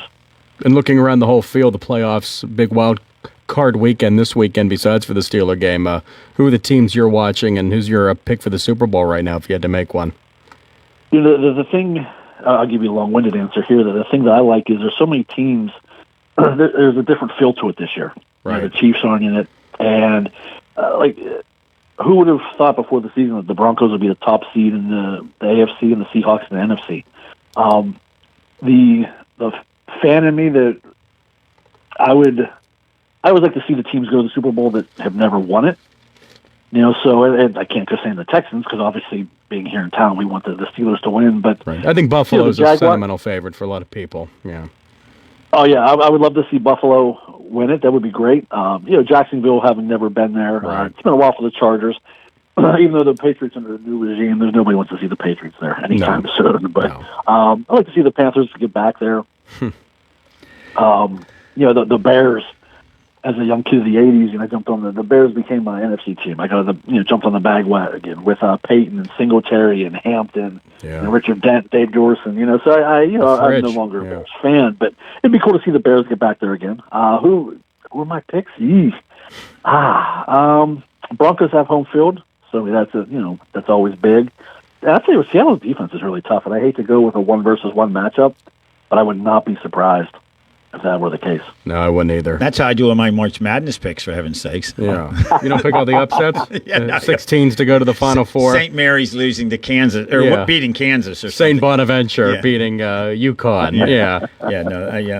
The favorites usually win these I'm never good at, as I was saying earlier on the air, I'm never good at picking wins because I've had the Pirates winning the World Series for the last 20 years in a row. So, I'm not good. I pick with my heart, not with my brain. And I don't know enough about these things to win, to pick things with my brain. So as we look at this, and you follow that Cleveland loss, fourth year in a row that the Steelers lose in Cleveland, which clearly is their Super Bowl. I mean, that's how they go into it. Absolutely. Yeah. But a bizarre stat that the Steelers tied a record for the most consecutive losses to teams at least 8 games under 500. Did you see that crazy stat?